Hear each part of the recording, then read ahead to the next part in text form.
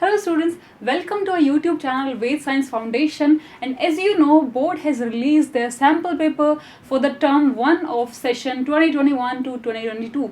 तो अभी हम डिस्कस करने वाले हैं कैसे कैसे चेंजेस हुए हैं और मॉक टेस्ट की तरह ये काम करेगा जो सैम्पल पेपर है। इसमें हम डिस्कस करेंगे कैसे पैटर्न चेंज हुआ है, तैयारी कैसे करेंगे, how to change a way to study, कैसे सारे चेंजेस अपने आप में लेके आने हैं, and how to shift from that subjective question paper to the objective one.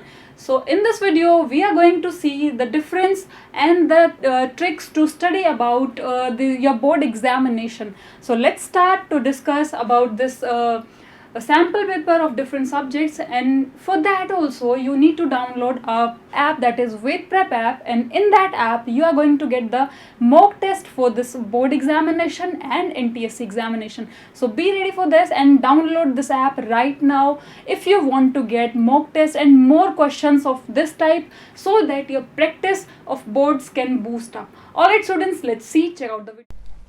Hello students, this is Sunil और आज हम डिस्कस करने वाले हैं सीबीएसई का जो हमें सैम्पल पेपर रिलीज किया गया सीबीएसई कोर्स से। ठीक है, आप लोगों को पता ही होगा सीबीएसई ने अपने जो हमारे जो एग्ज़ाम होने वाले हैं टर्म 1 के नवंबर में उसके सैम्पल पेपर रिलीज़ कर दिए हैं। ठीक है, तो अभी हम आज इस क्लास में हम जो सैम्पल पेपर रिलीज़ किए गए सीबीएसई की तरफ से उनको डिस्कस करने वाले हैं। ठीक है, तो अभी जो हम डिस्कस कर रहे हैं हमारा देखो, अब मैथमेटिक्स हम दो पार्ट, मैथमेटिक्स कुछ बच्चे बेसिक पढ़ते हैं, कुछ बच्चे स्टैंडर्ड पढ़ते हैं। तभी जो हम इस क्लास में डिस्कस करने वाले हैं वो हमारी बेसिक मैथमेटिक्स है। ठीक है, तभी हम किसका डिस्कस करेंगे, बेसिक मैथमेटिक्स का पेपर डिस्कस करेंगे। ठीक है, तो चलिए स्टार्ट करते हैं। देखिए, पहले तो हमारा जो इस बार का सीबीएसई ने जो पैटर्न दिया है वो किस तरह से है। ठीक है, देखो इसमें क्या बोला गया है, इसमें टोटल हमारे 3 सेक्शन है, सेक्शन ए, सेक्शन बी और सेक्शन सी। ठीक है, अगर मैं सेक्शन ए की बात करूं तो टोटल 20 क्वेश्चन है, एक मार्क्स के, सारा पूरा पेपर ऑब्जेक्टिव है ना। सेक्शन ए में टोटल 20 क्वेश्चन है एक मार्क्स के, जिसमें से कोई 16 क्वेश्चन अटेम्प्ट करना है। ठीक है, कितने क्वेश्चन अटेम्प्ट करने हैं, कोई 16 क्वेश्चन आपको अटेम्प्ट करना है इसमें से, है ना, 20 में से 16। इसी तरह से अगर सेक्शन बी की बात करें तो इसमें भी 20 क्वेश्चन है, जिसमें से आपको कोई 16 अटेम्प्ट करना है। ठीक है, और सेक्शन सी की बात करें तो ये दो केस, इसमें केस स्टडी दी गई है हमको। टोटल 10 क्वेश्चन है जिनमें से कोई आपको अटेम्प्ट करना है, कोई 8 अटेम्प्ट करना है। टोटल पेपर आपका 40 मार्क्स का होगा। ठीक है, ठीक है, चलिए डिस्कस करते हैं आज का पेपर। अब देखिए इसमें काफी, अगर बेसिक मैथ का अगर पेपर की बात करें तो काफी ज्यादा बेसिक लेवल का पेपर है। देखिए फर्स्ट क्वेश्चन देखो क्या दे रखा हमको, अ box content cards number 6 to 50। एक हमारे पास बॉक्स है जिसमें 6 से लेके 50 है ना। ठीक है, मतलब जो इसमें कार्ड्स रखे हुए हैं जिसमें 6 से लेके 50 तक आपके नंबर्स मार्क किए हुए हैं। ठीक है, अब आपको बोला गया है अ box content cards numbered 6 to 50। इसके बाद बोला गया अ card is draw at random, इसमें से एक कार्ड निकाला जाता है at random. The probability that drawn card has a number which is a perfect square। ठीक है, उसने बताया लाइक 4, 9 इस तरह से। तो देखो टोटल 6 to 50 कार्ड्स हमारे पास, मतलब जो कार्ड्स हैं उसमें नंबर डले हुए हैं 6 to 50। यानी मैं अगर कहूँ यहाँ पर टोटल हमारे पास कितने कार्ड्स हैं। ठीक है, तो टोटल कार्ड्स कितने होंगे, 6 से लेके 50 तक देखें तो टोटल होते हैं 45, यानी बॉक्स में टोटल 45 कार्ड्स हैं। ठीक है, अब हमें बताना है, हमने एक कार्ड निकाला और उसको परफेक्ट स्क्वायर होने की प्रोबेबिलिटी निकालना है। ठीक है, तो अब प्रोबेबिलिटी का फॉर्मूला सबको पता होगा। प्रोबेबिलिटी क्या होता है, आपका एक तो हो गया number of favourable outcomes upon total outcomes. तो टोटल आउटकम्स तो क्या है, आपने एक कार्ड निकाला है, टोटल 45 कार्ड्स हैं, यानी अगर टोटल आउटकम्स की बात करें तो 45 है आपके पास। फेवरेबल आपके लिए कौन कौन से हैं, नंबर क्या होना चाहिए, परफेक्ट स्क्वायर होना चाहिए। एग्जाम्पल ही दे रखा, परफेक्ट स्क्वायर क्या है, जो किसी ना किसी नंबर के स्क्वायर होते हैं, जैसे 4 2 का स्क्वायर होता है, 9 3 का स्क्वायर होता है। ठीक है, तो इस तरह से अगर परफेक्ट स्क्वायर बात करें तो अप टू 1 to 50 कितने हमारे परफेक्ट स्क्वायर हैं, 4 हो सकता है, 4 क्या है 2 का स्क्वायर है, 9 हो सकता है जो कि 3 का स्क्वायर है, 16 हो सकता है जो कि 4 का स्क्वायर है, 25 हो सकता है जो कि आपका 5 का स्क्वायर है, इसके बाद 36 हो सकता है जो कि 6 का स्क्वायर है, 49 हो सकता है जो कि 7 का स्क्वायर है। तो इस तरह से देखने आए तो टोटल 6 नंबर है जो कि परफेक्ट स्क्वायर है। है ना। क्या करेंगे हम, अब प्रोबेबिलिटी की बात करें तो प्रोबेबिलिटी कैसे निकालते हैं, probability of any event, P A लिखते हैं, कभी कभी पी ई लिखते हैं, कभी सिंपल पी ए भी मतलब सिंपल पी भी लिख सकते हैं। तो किसी भी इवेंट की प्रोबेबिलिटी क्या होती है, नंबर ऑफ फेवरेबल, तो यहाँ फेवरेबल देखा जाए तो कितने हैं 6 अपॉन टोटल, टोटल कितने यहाँ पर 45 है ना। अगर रिड्यूस करना चाहे रिड्यूस भी कर सकते हैं, तो आप 3 3 से रिड्यूस हो सकते हैं, ठीक है। 3 से रिड्यूस करेंगे क्या हो जाएगा 2 अपॉन 15, यही हमारा क्या हो जाएगा आंसर हो जाएगा। मैंने इसको 3 3 से रिड्यूस कर दिया है। तो 2 अपॉन 50 हमको कौन सा ऑप्शन दे रखा था, 2 अपॉन 50 हमको बी ऑप्शन दे रखा है, यानी आंसर हमारा क्या हो जाएगा बी, ठीक है। अगले क्वेश्चन में आते हैं, देखो इसमें क्या दे रखा है, in a circle of diameter 42 centimetre if an arc subtend an angle 60 degree at the center where pi equal to 22 upon 7 then the length of arc, ठीक है। आर्क की लेंथ हमें बताना है। किस तरह से करेंगे इस क्वेश्चन को, देखो हमें क्वेश्चन को इस तरह से दे रखा है कि हमारे पास एक सर्किल है, ठीक है, in a circle of radius 22 centimetre, जिसकी रेडियस क्या है 22 सेंटीमीटर। तो आपको इसकी रेडियस दे रखी है, रेडियस इसकी 22 सेंटीमीटर, ठीक है, रेडियस 22 सेंटीमीटर है। इसका आपसे बोला जा रहा है if an arc subtend an angle of 60 degree, अगर आर्क 60 डिग्री का एंगल बना रहा है सेंटर पे, ठीक है, एक आर्क है जो कि क्या बना रहा है 60 डिग्री का एंगल बना रहा है, दिस एंगल क्या हो जाएगा आपका 60 डिग्री हो जाएगा। तो आपसे बोला जा रहा है then the length of arc, तो आर्क की लेंथ क्या होनी चाहिए, ठीक है, यानी सर्किल हमारे पास जिसकी रेडियस है 22 सेंटीमीटर, ठीक है, एक आर्क है जो कि सेंटर पे 60 डिग्री एंगल सबटेंड कर रहा है। तो बताओ आर्क की लेंथ क्या होनी चाहिए, यानी यहां से लेके यहां तक की लेंथ हमें निकालनी है, यहां से लेके यहां तक की लेंथ। अब जिन बच्चों ने सर्किल टॉपिक पढ़ रखा है उनको पता होगा कि आर्क की लेंथ हम कैसे निकालते हैं। आर्क की लेंथ निकालने का फॉर्मूला होता है लेंथ ऑफ आर्क, इसका फॉर्मूला है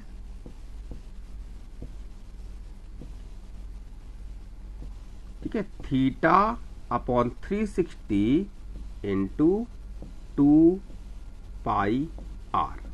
केवल आपको फॉर्मूला वैल्यू पुट करना है, आंसर आ जाएगा। थीटा यहां पर क्या है, तो थीटा की बात करें, थीटा यहां पर 60 डिग्री है, ठीक है, अपॉन 360 इंटू 2 पाई यानी 22/7 और आर यानी 42, ठीक है, जो कर सकता है 8। तो जैसे हम इसको रिड्यूस करें, 60 को 360 से रिड्यूस करें तो 6 टाइम्स आएगा, 42 को 7 से रिड्यूस करें तो भी 6 टाइम्स आएगा, ठीक है, यानी अच्छा 6 से 6 को कैंसिल कर सकते हैं।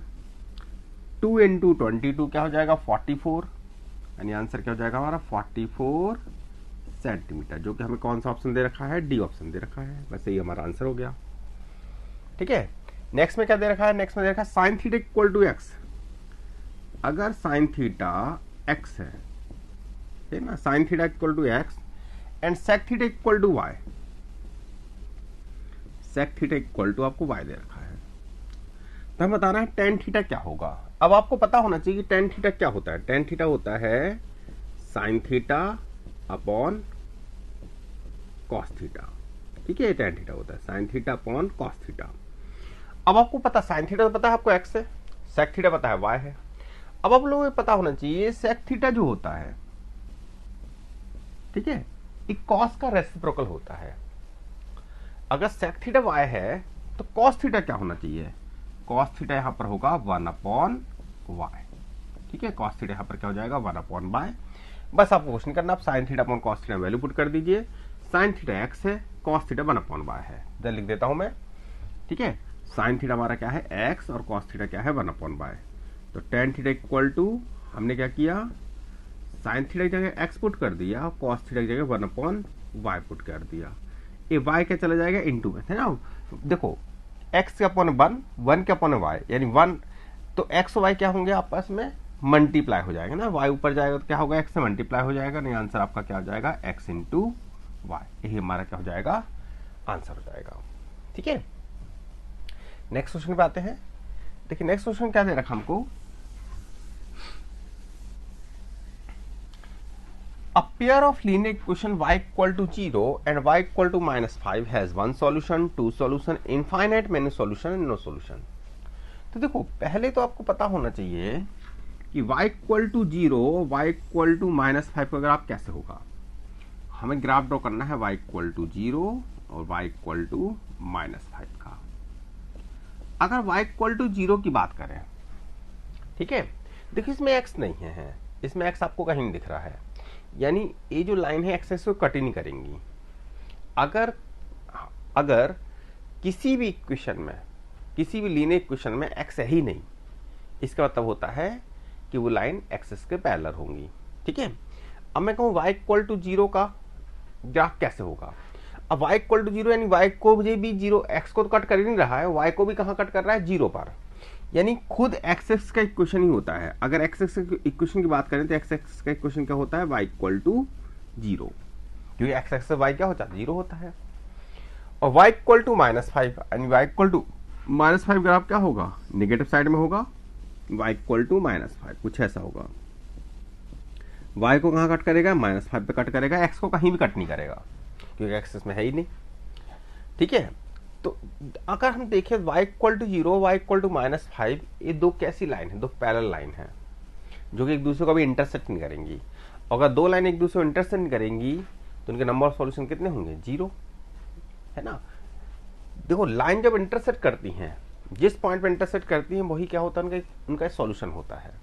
अगर दो लाइन एक दूसरे इंटरसेक्ट ही नहीं कर रही हैं तो इसका मतलब क्या है, वो उन दोनों लाइन का सॉल्यूशन, अगर मैं कहूँ दोनों लाइन के नंबर सॉल्यूशन क्या होंगे तो 0, एक भी सॉल्यूशन नहीं होगा। और कोइंसाइड लाइन होती है तो इनफाइनाइट सॉल्यूशन होते हैं। तो यहाँ पर आंसर क्या हो जाएगा, नो सॉल्यूशन। ठीक है, यहाँ पर आंसर होगा नो सॉल्यूशन। ठीक है, नेक्स्ट क्वेश्चन फिर से प्रोबेबिलिटी से आया है। देखो इसमें क्या दे रखा है, a fair die is throw once, एक फेयर डाइस को एक बार फेंका गया। तो डाइस को अगर एक बार फेंकेंगे तो कितनी तरह से गिर सकती है।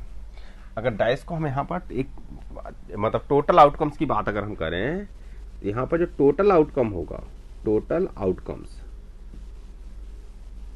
वो कितने होंगे, वो होंगे 6। अगर एक डाई को फेंका गया तो या तो 1 आएगा, या 2 आएगा, 3 आएगा, 4 आएगा, 5 आएगा, 6 आएगा। ठीक है, टोटल आउटकम 6 है। अब आपसे पूछ रहा था probability of even composite number is, हमें प्रोबेबिलिटी निकालना है कि इवन कंपोजिट नंबर आना चाहिए। अब देखो अगर मैं कहूँ 1 तो ऑड नंबर है, 2 तो इवन नंबर तो है लेकिन कंपोजिट नहीं है, 2 एक प्राइम नंबर होता है, 3 अगेन एक ऑड नंबर है, 4 इवन भी है और कंपोजिट भी है, 5 अगेन ऑड नंबर है, 6 इवन भी है और कंपोजिट भी है। तो ऐसे कितने केसेस हैं आपके पास जो आपके फेवर में है, 2 केसेस, या तो 4 आ जाए या फिर 6 आ जाए, है ना। तो प्रोबेबिलिटी की बात करें, प्रोबेबिलिटी ऑफ इवेंट क्या हो जाएगी, नंबर ऑफ फेवरेबल आउटकम्स, कितने आउटकम फेवर में है, तो 2 आउटकम फेवर में है, या तो 4 आए या फिर 6 आए, है ना, या तो 4 आए या फिर 6 आए, तो 2 आउटकम फेवर में है। अपॉन टोटल आउटकम कितने हैं, 6, रिड्यूस करेंगे क्या आएगा, 1/3, जो कि हमको कौन सा ऑप्शन दे रखा है, बी ऑप्शन दे रखा, तो आंसर क्या हो जाएगा, बी। अगला देखो इसमें क्या दे रखा है, 8 chair and 5 table cost rupees 10,500। ठीक है, 8 चेयर और 5 टेबल कॉस्ट क्या है, 10,500। ठीक है, तो 8 चेयर की प्राइस मान लो मैं x मान लेता हूं और टेबल की प्राइस को मैं y मान लेता हूं। तो 8 चेयर और 5 टेबल की कॉस्ट है 10,500। ठीक है, while 5 chair and 3 table cost rupees 6450। ठीक है, तो आपको 5 चेयर यानी 5x एंड 3 टेबल्स यानी 3y, इसकी कॉस्ट है 6450। ठीक है, तो हमसे पूछा जाता है कॉस्ट ऑफ ईच चेयर की कॉस्ट क्या होगी। अब देखो इसमें क्या करोगे आप लोग, देखो हमारे पास हमें टेबल से मतलब नहीं है, टेबल की कॉस्ट नहीं चाहिए हमको, केवल किसकी कॉस्ट चाहिए, चेयर की कॉस्ट चाहिए। तो चेयर की कॉस्ट निकालने के क्या कर सकते हैं हम, इसमें टेबल की कॉस्ट को लिमिट कीजिए, टेबल को y को लिमिट कीजिए। y को कैसे लिमिट करेंगे, देखो यहाँ y का मल्टीपल 5 है, यहाँ y का मल्टीपल 3 है। पहले तो क्या करेंगे, दोनों के मल्टीपल को सेम बनाएंगे, उसके बाद माइनस कर देंगे। और मल्टीपल को सेम कैसे बनाएंगे, तो इसको मल्टीप्लाई करेंगे हम 3 से, इसको मल्टीप्लाई करेंगे हम 5 से। ठीक है, तो क्या हो जाएगा, ऊपर y का मल्टीप्लाई 15 हो जाएगा और नीचे y का मल्टीपल 15 हो जाएगा। ठीक है, फिर माइनस कर देंगे। ठीक है, तो फिर माइनस करेंगे, क्या मिलेगा, फिर माइनस करो आप इसमें से। ठीक है, अब देखिए, पहले तो हमें समझ में आ रहा है कि हम 3 से मल्टीप्लाई करेंगे तो ये आपस में कैंसिल होंगे। अच्छा, 3 को 8x से मल्टीप्लाई करेंगे तो क्या मिलेगा, 24x, और 5 को अगर 5 से मल्टीप्लाई करेंगे तो क्या मिलेगा, 25x। x हमें चाहिए है। इसे 10,500 है ना, 10,500 3 से मल्टीप्लाई करें, क्या मिलेगा आपको, 31500 है ना, 30,000 मतलब 31,500। ठीक है, और यहां पर जब इसको 5 से मल्टीप्लाई करें क्या मिलेगा, 0 5 5 जा 25, 2 कैरी, 5 4 जा 24, सॉरी 5 4 जा 20 और 2 कैरी 22। ठीक है, और 5 6 जा 30 और 2 कैरी है ना, तो एक मिनट,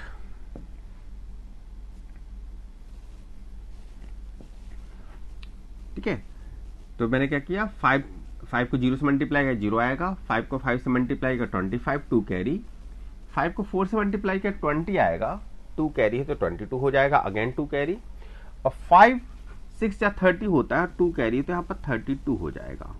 ठीक है, इसमें इसको माइनस करना है, यहां से माइनस करेंगे तो क्या मिलेगा आपको, माइनस का x है ना, प्लस का 24x है, माइनस का 25x है, और 31,500 में से 32,250 को हम जब माइनस करेंगे क्या मिलेगा हमको। ठीक है, 31,500 में से 31,250 को माइनस कीजिए, क्या मिलेगा, पहले तो आंसर माइनस में आएगा। ठीक है, और अप्रॉक्स एक वैल्यू आएगी आपकी 750, अब माइनस करके देख लीजिए। ठीक है, माइनस माइनस कैंसिल कर सकते हैं, x की वैल्यू आ जाएगी आपकी 750, यानी ₹750 आपका आंसर हो जाएगा। ठीक है, ₹750, x इक्वल टू आ जाएगा ₹750 है ना, यही हमारा क्या होगा, आंसर होगा। तो ऐसा कौन सा ऑप्शन दे रखा है, ऐसा हमें ए ऑप्शन दे रखा है। ठीक है, 7 क्वेश्चन देखो क्या है, थोड़ा सा ट्रिकी क्वेश्चन है 7th। इसमें दे रखा है cos theta plus cos square theta is equal to 1 है, तो value of sine square theta plus sine theta to the power 4 की वैल्यू क्या होगी। थोड़ा सा क्वेश्चन ट्रिकी है, लेकिन ये वाला क्वेश्चन काफी कॉमन है, कई बार एग्जाम पूछा जा चुका है। ठीक है, देखो इसमें क्या है, आपको गिवन क्या है, आपको गिवन है cos theta plus cos square theta this is equal to है 1 के। पूछ क्या रहे हैं, हमसे पूछ रहे हैं साइन थीटा का square plus sine theta to the power 4, इसकी वैल्यू क्या होगी। ठीक है, क्या करेंगे, देखो कैसे क्वेश्चन सॉल्व करेंगे। cos थीटा को मैं क्या लिख सकता हूं, cos थीटा को लिख सकता हूं 1 माइनस cos स्क्वायर थीटा, और 1 माइनस cos स्क्वायर थीटा को क्या लिख सकते हैं, साइन स्क्वायर थीटा। ठीक है, यानी cos थीटा की जगह साइन स्क्वायर थीटा लिख सकते हैं, या फिर ऐसे बोल सकते हैं साइन स्क्वायर थीटा की जगह cos थीटा लिख सकते हैं।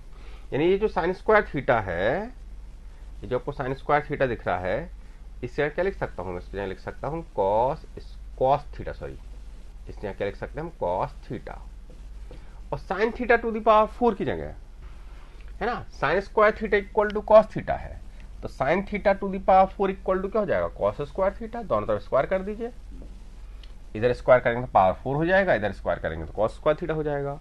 तो cos theta plus cos square theta is equal to क्या हो जाएगा, ये 1 हो जाएगा, क्योंकि तो ऑलरेडी हमें दे ही रखा है। ठीक है, तो चलिए नेक्स्ट सीट पे आते हैं। देखो अगला क्वेश्चन क्वेश्चन नंबर 8 है, इसमें आपको बोला है द डेसिमल रिप्रेजेंटेशन, आपको इस तरह से रखा है 23/2 क्यूब प्लस 5 इंटू 5 स्क्वायर। ठीक है, द डेसिमल रिप्रेजेंटेशन ऑफ 23, अब 23 प्राइम नंबर है, फर्दर तो रिड्यूस होगा नहीं है ना, मतलब ऑलरेडी रिड्यूस फॉर्म में दे रखा आपको ये। ठीक है, तो ये जो आपको दिख रहा है, आपको जो आप यहाँ पर जो नंबर दिख रहा है, एक टर्मिनेटिंग हो गया, नॉन टर्मिनेटिंग। तो आप लोगों को सबको पता होगा टर्मिनेटिंग क्या होता है, कि आपने डिवाइड किया और डिवाइड हो गया टर्मिनेटिंग, और डिवाइड किया डिवाइड नहीं हुआ। जैसे हम एग्जांपल के लिए 2 को 3 से डिवाइड करें, डिवाइड करें डिवाइड हो गई नहीं पूरी तरह से, 0.666666 इस तरह से आता रहेगा। ठीक है, तो इस तरह के नंबर क्या कहलाते हैं, नॉन टर्मिनेटिंग। और डिवाइड किया डिवाइड हो गया, जैसे 2 को मैंने 5 से डिवाइड किया, यह आएगा 0.4, डिवाइड किया और डिवाइड हो गया, तो इसे बोलते हैं टर्मिनेटिंग। ठीक है, तो अब यहां पर जो नंबर दे रखा है आपको 2 क्यूब इंटू 5 स्क्वायर, एक टर्मिनेटिंग होगा या फिर नॉन टर्मिनेटिंग होगा। तो देखिए आपको याद रखना है, अगर डिनोमिनेटर में केवल आपको 2 और 5 दिख रहा है, केवल 2 और 5 दिख रहा है, पावर कुछ भी हो सकती है, पावर से मतलब नहीं है। अगर डिनोमिनेटर में केवल 2 और 5 दिख रहा है आपको, है ना, जितना रिड्यूस कर सकते हैं रिड्यूस कर देना है। तो यहाँ तो आप फर्दर रिड्यूस नहीं कर सकते, क्योंकि ऊपर प्राइम नंबर है, वो तो किसी से कटेगा नहीं। अगर जैसे ऊपर 46 होता तो हम 2 से रिड्यूस कर सकते थे, है ना, 2 न्यूमेटर में भी है, 2 डिनोमिनेटर में, अगर 46 होता तो। ठीक है, तो यहाँ तो आपको ऑलरेडी रिड्यूस फॉर्म में दे रखा है। तो अगर आपने नंबर में देखा, नंबर को जितना रिड्यूस कर सकते हो रिड्यूस कर दो, अगर रिड्यूस हो रहा है तो। उसके बाद आपको देखना है कि डिनोमिनेटर में क्या दे रखा है। डिनोमिनेटर में अगर केवल 2 और 5 है, केवल 2 और 5 है, पावर कुछ भी हो सकती है, तो नंबर क्या होगा, टर्मिनेटिंग होगा। तो यहाँ पर आंसर आपका क्या हो जाएगा, यहाँ पर आंसर हो जाएगा आपका टर्मिनेटिंग। ठीक है, अगर 2 और 5 के अलावा और कुछ होता है, जैसे मान लो आपको 7 मिल जाता, आपको 5 मिल जाता, 3 मिल जाता, तो सॉरी 5 बोल रहा हूँ, 7 मिल जाता, 3 मिल जाता, 11 मिल जाता, है ना, तो क्या हो जाता, वो हो जाता नॉन टर्मिनेटिंग। ठीक है, अगला क्वेश्चन देखिए, हमें एलसीएम निकालना है 2 cube into 3 square and 2 square into 3 cube. बताओ इसका एलसीएम क्या होगा। अब देखो, अगर एलसीएम निकालना हो रहा आपको इस तरह इस फॉर्म में दे रखा है नंबर, ठीक है, तो आपको क्या करना है, आपको हाईएस्ट पावर देखना है दोनों में। अगर वही एचसीएफ की बात करते हैं तो एचसीएफ में लोएस्ट पावर देखते हैं। जैसे दोनों में देखोगे हाईएस्ट पावर, जैसे यहाँ भी 2 टू दी पावर कुछ है, यहाँ भी 2 टू दी पावर कुछ है। हाईएस्ट पावर क्या है इन केस ऑफ एलसीएम, अगर ये चीज एचसीएम पूछा जाता है तो लोएस्ट पावर। ठीक है, तो यहाँ पर हम अगर बात करें तो यहाँ पर हाईएस्ट पावर हमको क्या दिख रही है, इस यहाँ पर दिख रही है 2 क्यूब, और यहाँ पर देखो 3 स्क्वायर है और 3 क्यूब है। हाईएस्ट पावर क्या है, 3 क्यूब। ठीक है, तो 3 क्यूब, 2 क्यूब इंटू 3 क्यूब। ठीक है, अब यहाँ पर ऑप्शन हमको इस फॉर्म में दे रखा है, सी ऑप्शन, तो ये हमारा क्या हो जाएगा, आंसर हो जाएगा। अगला है HCF 2 numbers is 18 and then product, दो नंबर का एचसीएफ पता है, उनका प्रोडक्ट पता है, तो बताओ उनका एलसीएम क्या होगा। ठीक है, तो इसके लिए डायरेक्ट फॉर्मूला बेस्ड क्वेश्चन है, आपको फॉर्मूला पता होना चाहिए। देखो होता क्या है, प्रोडक्ट ऑफ 2 नंबर्स, ये हम कौन सा क्वेश्चन डिस्कस कर रहे हैं, question number 10। Product of 2 numbers,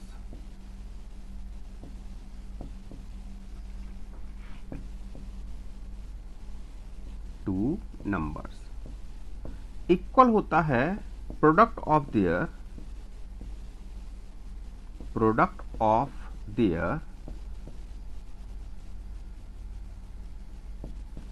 HCF and LCM के। ये डायरेक्ट फॉर्मूला है, इस फॉर्मूले को आपको याद रखना होगा, है ना। Product of 2 numbers equal to होता है product of their HCF and LCM. अब प्रोडक्ट ऑफ नंबर दे रखा है, क्या दे रखा है आपको, 1 2 9 6 0। एचसीएफ दे रखा आपको 18, एलसीएम निकालना है। ठीक है, एलसीएम बताना है, कुछ नहीं करना आपको, 18 से इसको रिड्यूस कर दीजिए। ठीक है, अगर रिड्यूस करें तो क्या होगा आपका, 18 5 जा 90, 18 6 जा 128 और 18 7 जा होता है 126, है ना। ठीक है, तो यहां पर आ जाएगा 126, 18 7 जा, सॉरी यहां पर क्या आएगा, 18 7 जा 126। ठीक है, इसके बाद यहां से 3 बचा, है ना, 129 रिड्यूस किया, 3 बचा, 36 हो गया। 18 2 जा होता है 36 और 0 का 0 ही आ जाएगा, तो यानी आंसर क्या हो जाएगा 720, जो कि हमें सी ऑप्शन में दे रखा है। तो आंसर हमारा क्या हो जाएगा, सी ही हो जाएगा। ठीक है, तो हमको सी ऑप्शन में दे रखा है 720। अगला क्या है, इन द गिवन फिगर, आपको कुछ इस तरह का फिगर दे रखा है, A B C D E. इसमें बोला है जो डी है वो बीसी के पैरेलल है। अगर डी बीसी के पैरेलल है तो this angle equal to this angle होगा, क्यों होगा, corresponding angle.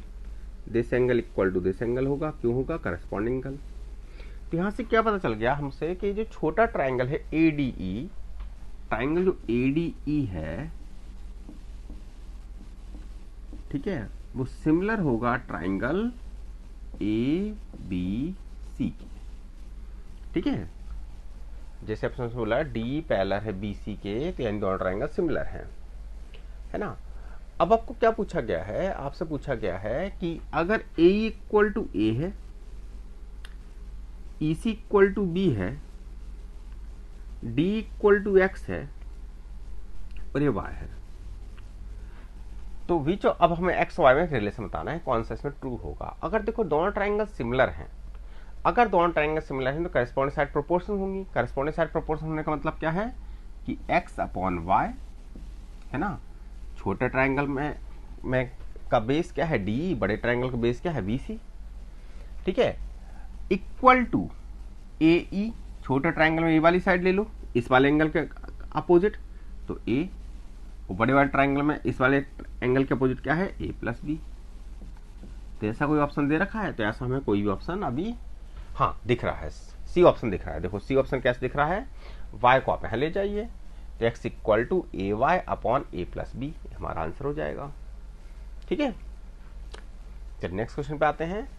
The coordinate of the point P dividing the line joining the point इतना इंटर, अच्छा देखो, तो हमें P के कोऑर्डिनेट बताने हैं।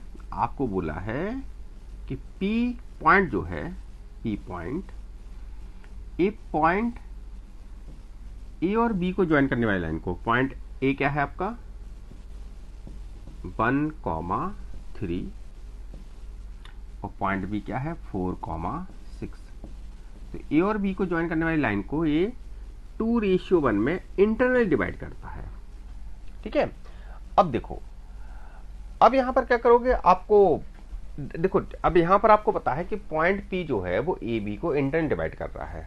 अब इसका डायरेक्ट फॉर्मूला आपको बुक में दे रखा है, अगर फॉर्मूला आपको याद है डायरेक्ट फॉर्मूला पुट कर दीजिए, आंसर आ जाएगा। ठीक है, तो क्या फॉर्मूला होता है इसका, तो देखो इस केस में पॉइंट पी के कोऑर्डिनेट कैसे निकालोगे आप, m1 x2, ठीक है, x1, अब यहां पर देखो a को हाँ x1 y1 बोलोगे, इसको आप x2 y2 बोलोगे, 2 यहाँ m1 है और m2 है।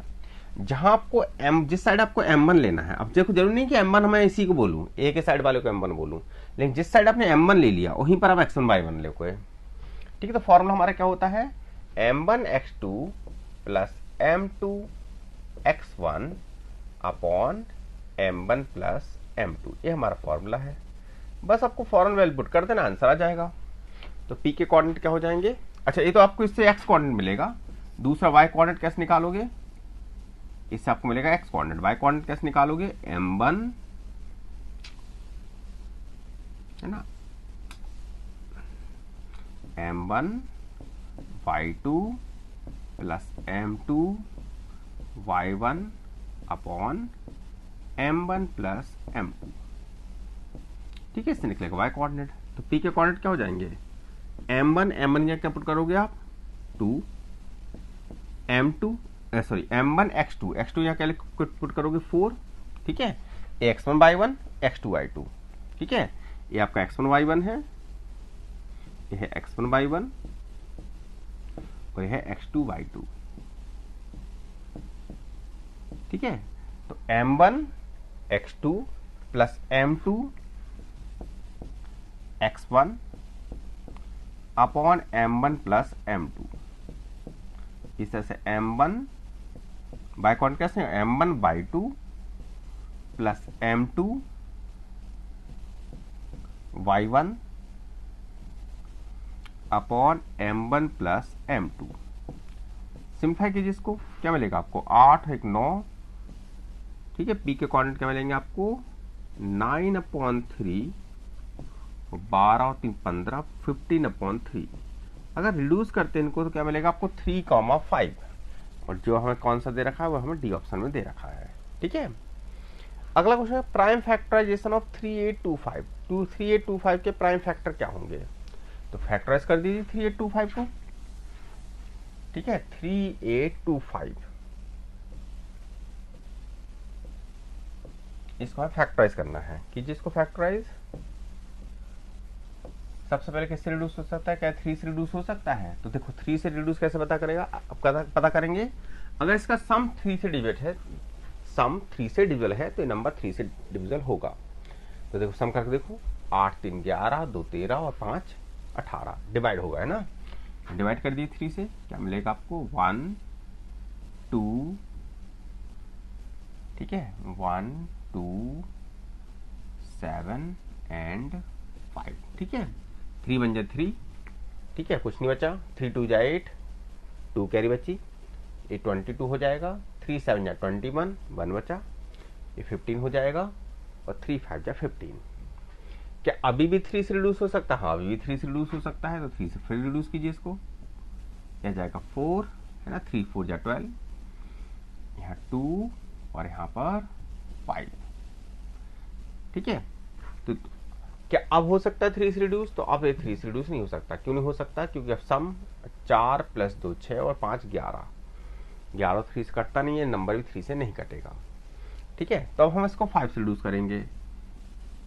ठीक है, क्योंकि 4 से रिड्यूस होगा नहीं, वैसे ही 4 तो वैसे ही कॉम्पोजिट नंबर है ना, तो 4 से रिड्यूस करेंगे नहीं, है ना। हम 5 पे देखेंगे, 5 से रिड्यूस होगा, हाँ 5 8 जा 42 बचा, और 5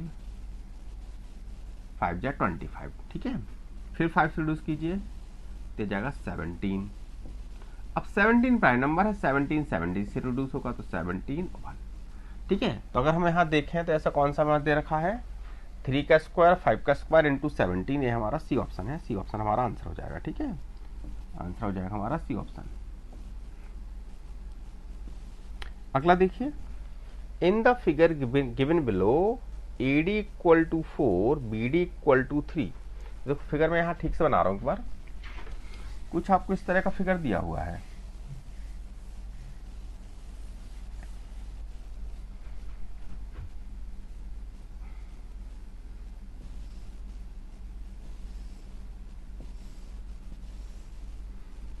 ये A है, ये B है और ये C है।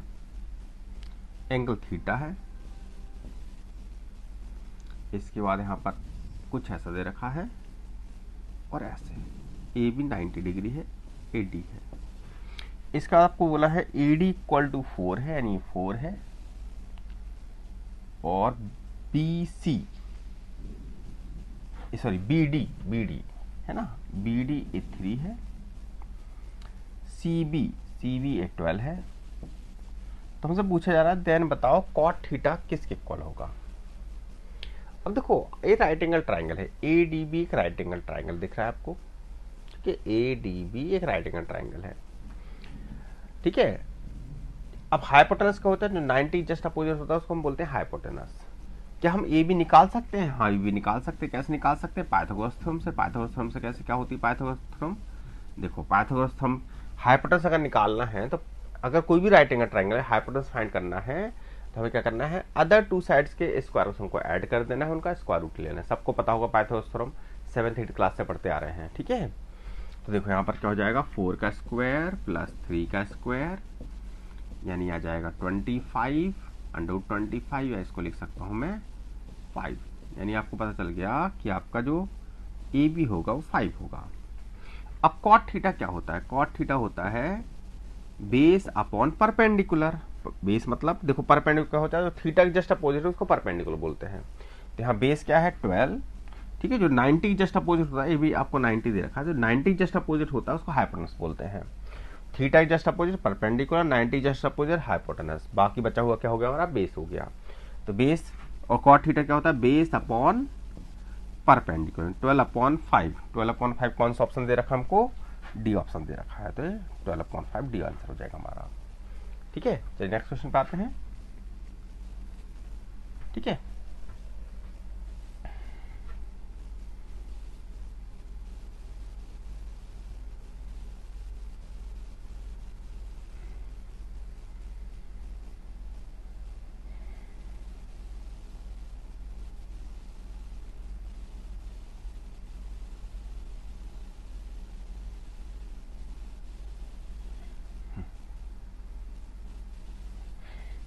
देखो इसमें क्या दे रखा है, if ABCD is a rectangle find the value of x and y।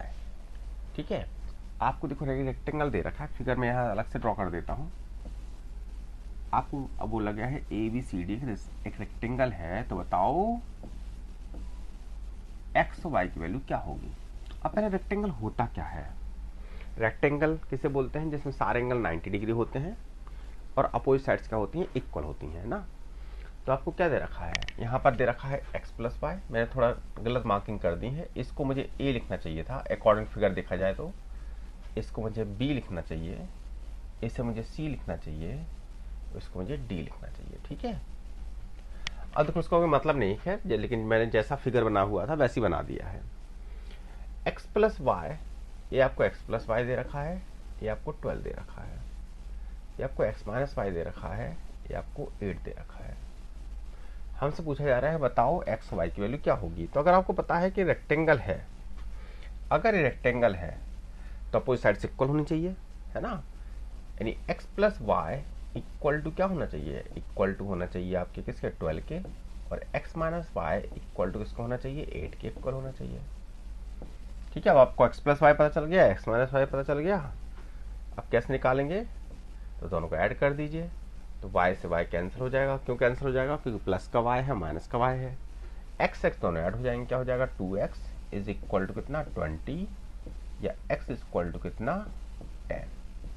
तो x 10 निकल आया। अब इस x इक्वल टू 10 को आप इक्वेशन 1 में पुट कर दीजिए, तो y इक्वल टू क्या निकल आएगा, 2 निकल आएगा। ठीक है, तो हमारा आंसर क्या हो जाएगा, x equal to 10, y equal to 2। ठीक है, ये हमारा आंसर हो जाएगा, x equal to 10, y equal to 2। अगला देखो क्वेश्चन क्या है, in an isosceles triangle ABC, AB equal to BC। ठीक है, तो कुछ इस तरह से दे रखा है कि एक आइसोसेलेस ट्राइंगल है हमारे पास,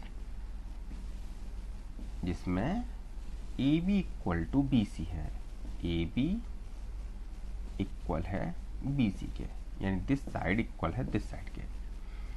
if AB equal to BC and AB का स्क्वायर, ठीक है, AB का स्क्वायर आपको बोला गया है, AB का स्क्वायर इक्वल है 2AC स्क्वायर के। तो मेजर ऑफ एंगल C, तो बताओ एंगल C क्या होना चाहिए। ठीक है, अब देखो इसको मैं ऐसे करके बता रहा हूं। ठीक है, इधर बना रहा हूं फिगर को थोड़ा ठीक से। हमारे पास एक ट्राइंगल है, ठीक है, जिसमें AB इक्वल टू BC दे रखा है आपको। तो यहाँ C ले लेता हूं मैं, यहाँ B ले लेता हूं और यहाँ A ले लेता हूं। ठीक है, तो ABC कुछ ऐसा हो गया। आपको बोला गया है AB इक्वल टू है BC के। ठीक है, AB इक्वल है BC के, AB इक्वल है BC के। थोड़ा सा गड़बड़ हो गया, एक बार फिर से इसको ड्रॉ कर रहा हूं फिगर को मैं। AB इक्वल टू BC,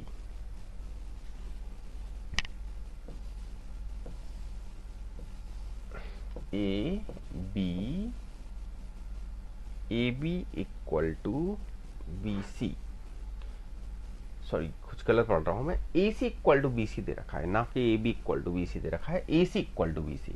ठीक है, ठीक है, अब ठीक है, AB आपको दे रखा है AC इक्वल टू BC, यानी ये दोनों साइड आपस में बराबर है।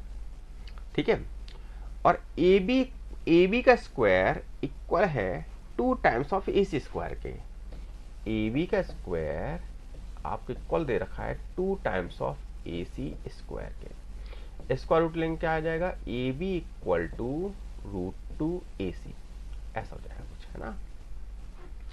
अच्छा देखो, तो मेजर ऑफ एंगल C बताना है, बताओ एंगल C की वैल्यू क्या होगी, है ना। हम क्या करते हैं, एंगल C का बाइसेक्टर ड्रॉ कर देते हैं, ऐसे ऐसे मैंने एंगल C का बाइसेक्टर ड्रॉ कर दिया।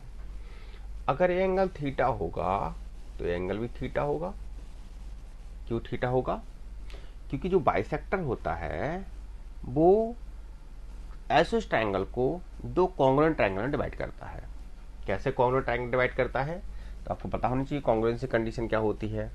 देखो ए साइड इसके बराबर है, ए कॉमन है, थीटा थीटा कॉमन है, तो ऐसे ऐसे दोनों ट्रायंगल कॉन्ग्रुएंट हो गए, है ना। ठीक है, तो मैंने परपेंडिकुलर ड्रॉ कर दिया। अच्छा देखो, अगर परपेंडिकुलर ड्रॉ कर रहा हूं और हमें पता है दोनों ट्रायंगल कॉन्ग्रुएंट हैं, तो जितना एंगल ए होगा उतना ही एंगल ए होगा, और दोनों एंगल्स हम क्या होता है 180 डिग्री, यानी दोनों क्या निकल के आएंगे 90 निकल के आएंगे। तो इतना आपको पता होना चाहिए। ठीक है, आइसोस ट्रायंगल कुछ प्रॉपर्टी आपको पता होनी चाहिए, तभी इस क्वेश्चन को हम इजीली सॉल्व कर पाएंगे। ठीक है, अब आपको देखो क्या दे रखा है। हमको दे रखा है कि जो ए बी है वो √2 टाइम्स है ए सी के। ठीक है, तो अगर मैं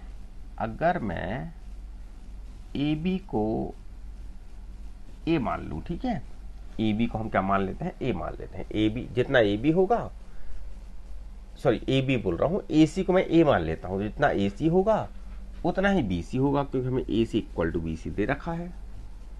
ठीक है, तो हमने क्या किया, ए सी इक्वल टू बी सी दोनों को ए मान लिया। तो ए बी क्या हो जाएगा, ए बी हो जाएगा √2a, और हमें पता है तो कॉन्ग्रुएंट ट्रायंगल है, तो जितनी लेंथ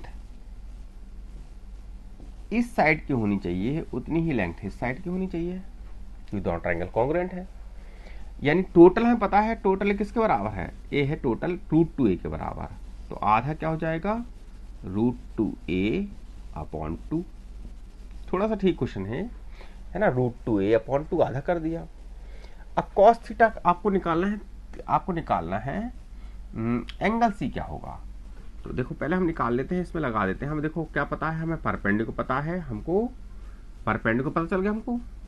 अगर इस ट्रायंगल को देखो, इन ट्रायंगल कौन सा ADC, अगर ट्रायंगल ADC को देखें, ट्रायंगल ADC को, इन ट्रायंगल ADC, तो इसमें क्या दिख रहा है हमको परपेंडिकुलर पता है, हाइपोटेनस पता है।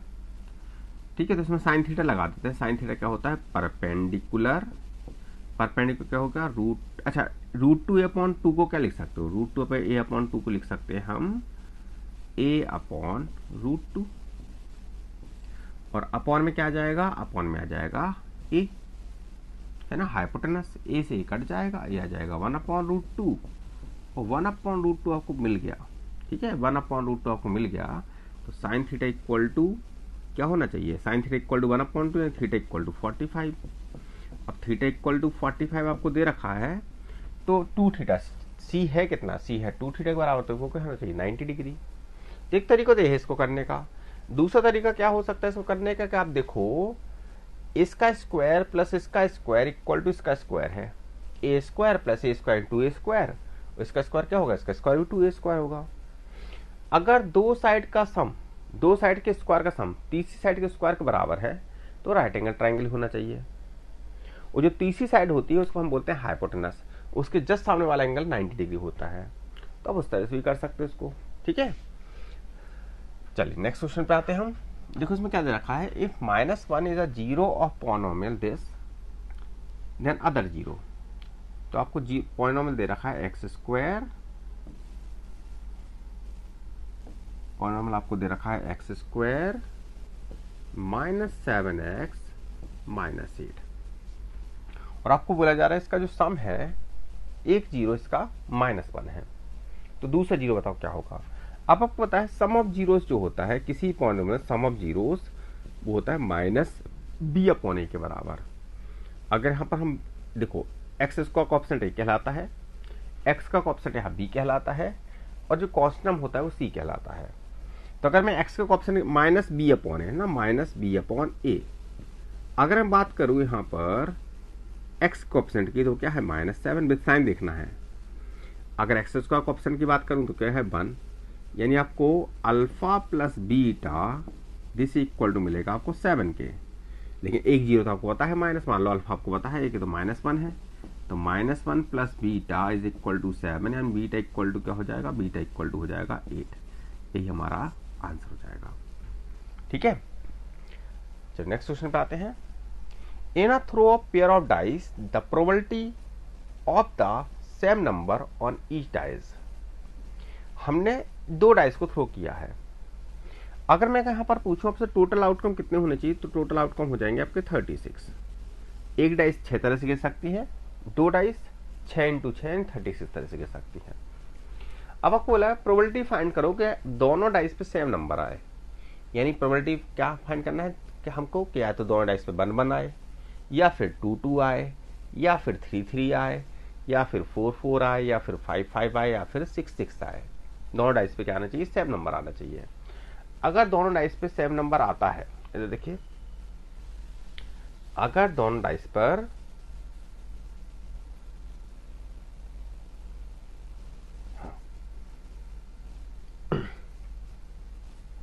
ठीक है, तो दोनों डाइस पे सेम नंबर आना चाहिए। अगर दोनों डाइस पे सेम नंबर आने की टोटल पॉसिबिलिटी क्या हो जाएगी, 6। तो टोटल 6 तरह से, या तो दोनों डाइस पे 1 1 आए, या 2 2 आए, 3 3 आए, 4 4 आए, 5 5 आए, फिर 6 6 आए।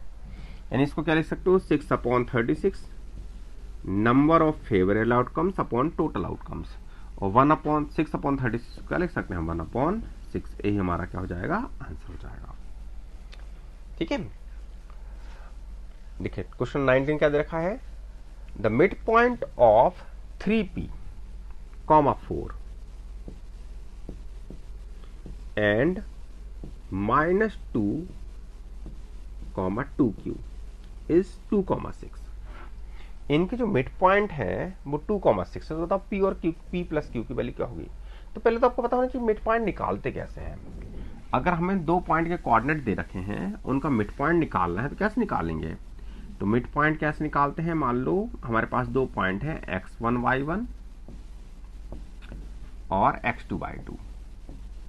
ये 2 पॉइंट है हमारे पास। मुझे इन दोनों पॉइंट्स का मिड पॉइंट निकालना है। कैसे निकालोगे, x1 plus x2 upon 2, y1 plus y2 upon 2।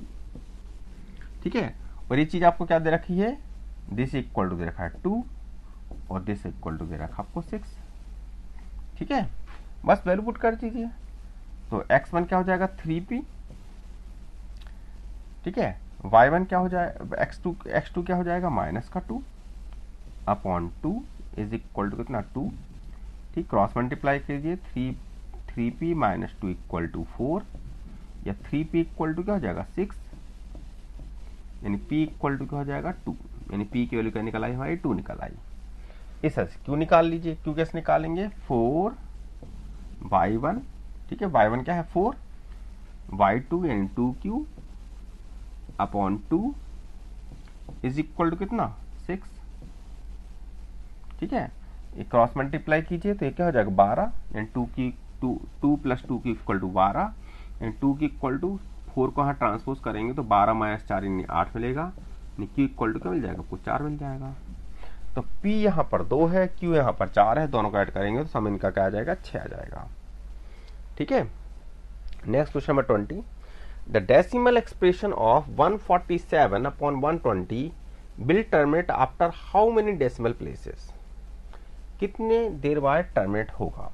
ठीक है, अब देखो यहाँ पर ये थोड़ा सा क्वेश्चन कह सकते हैं, हाँ थोड़ा सा लेंदी है, क्योंकि आपको डिवाइड करके देखना होगा कि कितने प्लेसेस के बाद ये टर्मिनेट होगा।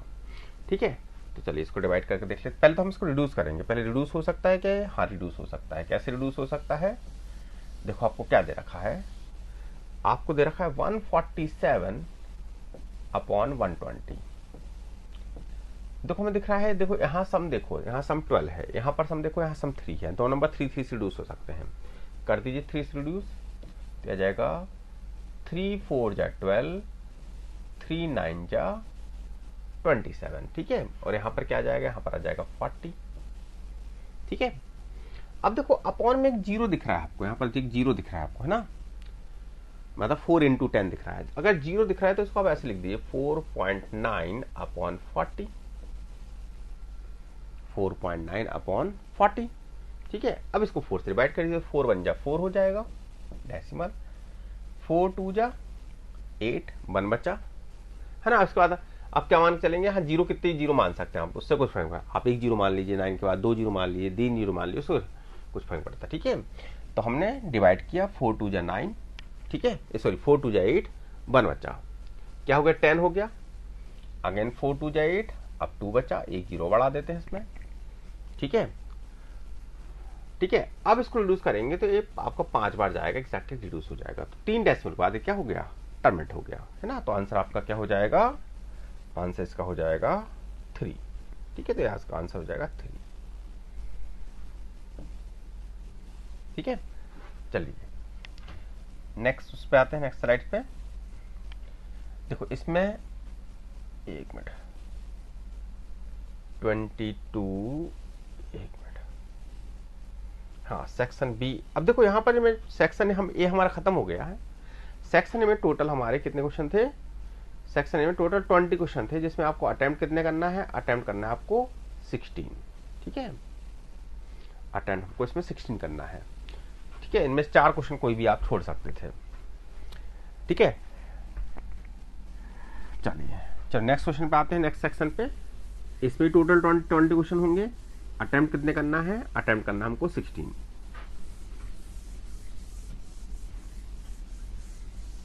देखो इसमें क्या दे रखा है, the parameter of a semi circle protractor whose radius is r. Parameter का मतलब क्या होता है, पैरामीटर होता है लेंथ ऑफ बाउंड्री। ठीक है, जो बाउंड्री की लेंथ होती है उसी को हम पैरामीटर बोलते हैं। इसकी रेडियस क्या दे रखा है हमको, इसकी रेडियस दे रखी है आर। मान लो सेंटर हो गया, ये आपकी रेडियस हो गई आर। ठीक है, अब देखो यहां पर हम बताने इसका पैरामीटर क्या होगा। तो पैरामीटर में देखो 2 पार्ट आ जाएंगे। एक तो इसका सरकमफ्रेंस, आधा सर्किल है ना, पूरा सर्किल होता है तो सरकमफ्रेंस क्या हो जाती है 2 पाई आर। आधा है तो क्या हो जाएगा 2 पाई आर का आधा। अब 2 पाई आर का आधा करोगे, 2 पाई आर का अगर हम आधा करें तो क्या मिलेगा, पाई आर मिलेगा। प्लस आपको पैरामीटर पूछा है इसने ना, पैरामीटर हमें ए वाला पार्ट भी लेके चलना पड़ेगा, पूरी बाउंड्री लेके चलनी पड़ेगी। डाउन ए क्या है, ए सर्किल का डायमीटर है, यानी क्या हो जाएगा, ये हो जाएगा 2r। यानी क्या मिला हमको, ये मिला हमको पाई आर प्लस 2r। ये हमारा आंसर हो गया। ठीक है, नेक्स्ट क्वेश्चन अगेन प्रोबेबिलिटी से है। P denotes the probability of an event then. तो देखो आपको याद रखना है, प्रोबेबिलिटी में क्या होता है, number of favourable outcome upon total outcome. कभी भी फेवरेबल आउटकम टोटल आउटकम से ज्यादा नहीं हो सकते, यानी प्रोबेबिलिटी कभी भी 1 से ज्यादा नहीं हो सकती। 1 हो सकती है अगर फेवरेबल आउटकम टोटल आउटकम के बराबर हो जाए, यानी प्रोबेबिलिटी कभी 1 से ज्यादा नहीं हो सकती। दूसरी चीज, प्रोबेबिलिटी कभी 0 से कम नहीं हो सकती। 0 से कम होने का मतलब क्या है, नेगेटिव। अब ऐसा थोड़ी हो कि नंबर ऑफ आउटकम हमारे नेगेटिव हो गए, ठीक है, ऐसा कभी देखने को मिलेगा आपको, या फेवरेबल आउटकम कब नेगेटिव है। तो प्रोबेबिलिटी की बात करें तो प्रोबेबिलिटी की जो वैल्यू होती है वो हमेशा 0 से 1 के बीच में होती है, दोनों इंक्लूड होंगे। 0 भी हो सकती है अगर इम्पॉसिबल इवेंट है, मैं कहूं सूरज ईस्ट से आज सूरज ईस्ट से निकलेगा, तो इसकी प्रोबेबिलिटी क्या है, सॉरी ईस्ट से बोला तो श्योर इवेंट हो गई, आज सूरज हमारा क्या साउथ से निकलेगा, इसकी प्रोबेबिलिटी क्या हो गई आपकी 0 हो गई। इम्पॉसिबल इवेंट है, जो श्योर इवेंट होती है उसकी प्रोबेबिलिटी 1, और जो इम्पॉसिबल इवेंट होती है जो कभी हो ही नहीं सकती उसकी प्रोबेबिलिटी 0। प्रोबेबिलिटी की वैल्यू कहां से कहां लाइक कहते हैं, 0 से 1 के बीच में। तो दैट सिंपल सा क्वेश्चन है और बच्चों को नॉर्मली ये बातें पता होती हैं। ठीक है, तो इसका आंसर क्या हो जाएगा सी। चलिए नेक्स्ट पे आते हैं। ठीक है, देखो इसमें क्या दे रखा हमको, इसको थोड़ा अरेंज कर देता हूं मैं।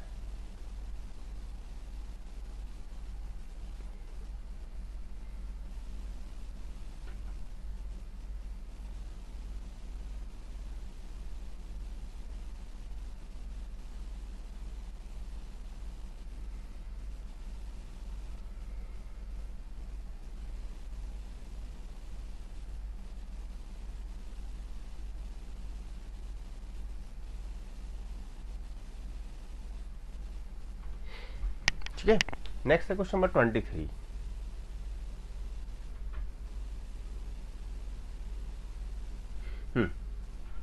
क्वेश्चन नंबर 23 में क्या दे रखा हमको,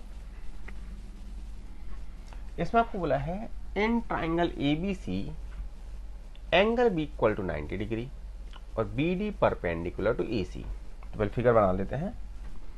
एक ट्राइंगल हमने एबीसी बनाया, एंगल बी इसमें 90 डिग्री है, तो इसको बी नाम दे दिया। इसके बाद बोला गया बी डी जो है वो परपेंडिकुलर है ए सी पर, तो बी डी ए सी पर परपेंडिकुलर है। ठीक है, ए सी इक्वल टू 9 सेंटीमीटर, जो ए सी है वो 9 सेंटीमीटर है। हाँ सी बी लिख दिया मैंने, यहाँ मुझे सी लिखना चाहिए था। तो ए सी जो है वो 9 सेंटीमीटर है। ठीक है, यहां से लेके यहां तक। ए डी 3 सेंटीमीटर है, ए 3 सेंटीमीटर है। ठीक है, तो बताओ B D A D 3 centimetre, sorry A D A आपका 3 सेंटीमीटर है, ए 3 सेंटीमीटर है। ठीक है,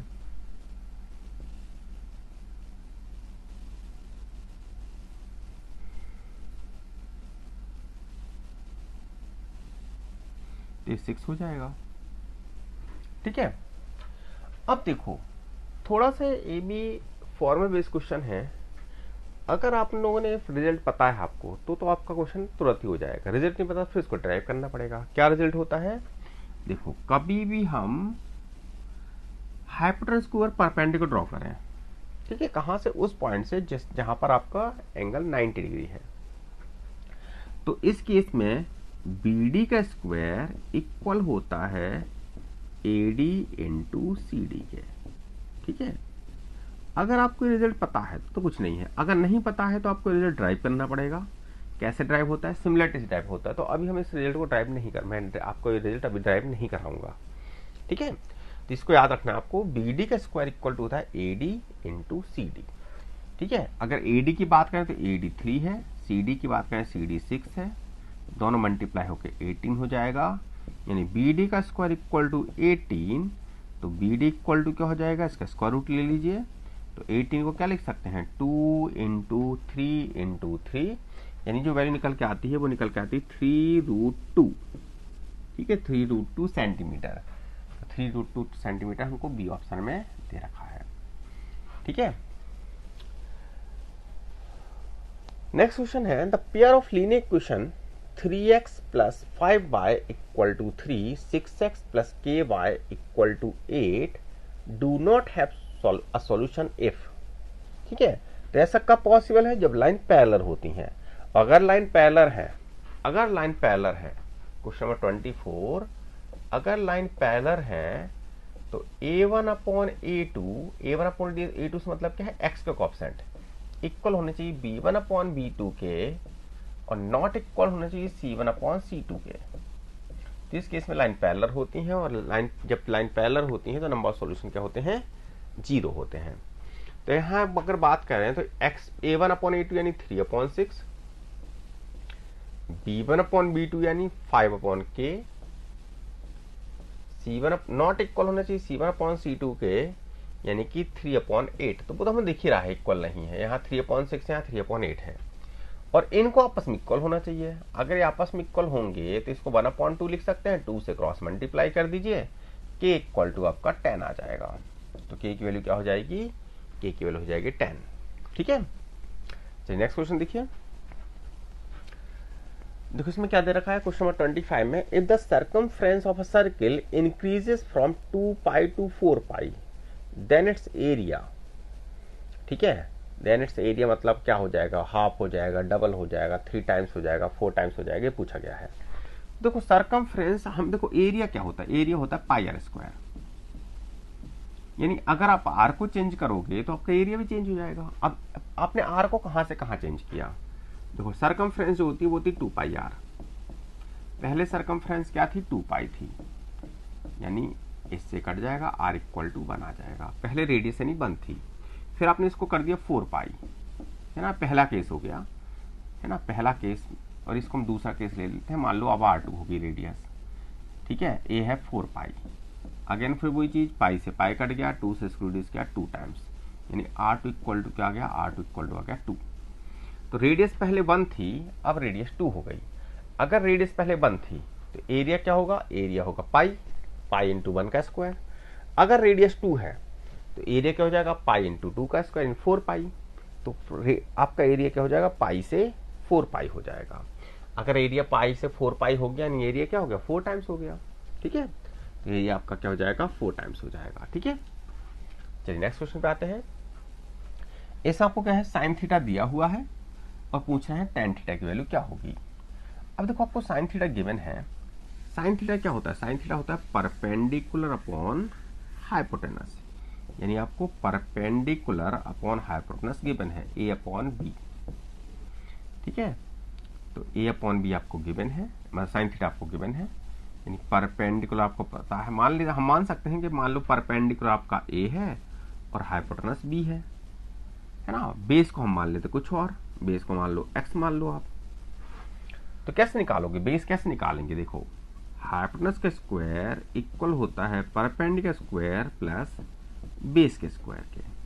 ए स्क्वायर को यहाँ ट्रांसपोज कर दीजिए, एक्स इक्वल टू क्या आ जाएगा, एक्स इक्वल टू आ जाएगा under root B square minus A square. ठीक है, तो साइन थीटा क्या होता है, साइन थीटा हो जाएगा परपेंडिकुलर अपॉन, सॉरी हमसे क्या पूछा है टेन थीटा, टेन थीटा क्या हो जाएगा परपेंडिकुलर अपॉन, यानी परपेंडिकुलर क्या है, परपेंडिकुलर है A, perpendicular upon base, base क्या है under root B square minus A square, जो कि हमको कौन सा ऑप्शन दे रखा है, जो कि हमको दे रखा है डी ऑप्शन। ठीक है, अच्छा नेक्स्ट क्वेश्चन क्या है, हमें बोला गया है x इक्वल टू है 2 साइन स्क्वायर थीटा और y इक्वल टू है 2 कॉस स्क्वायर थीटा प्लस 1। तो बताओ x प्लस वाई क्या होगा। ठीक है, x प्लस वाई कैसे निकालेंगे, दोनों को ऐड कर दीजिए। ठीक है, x प्लस वाई,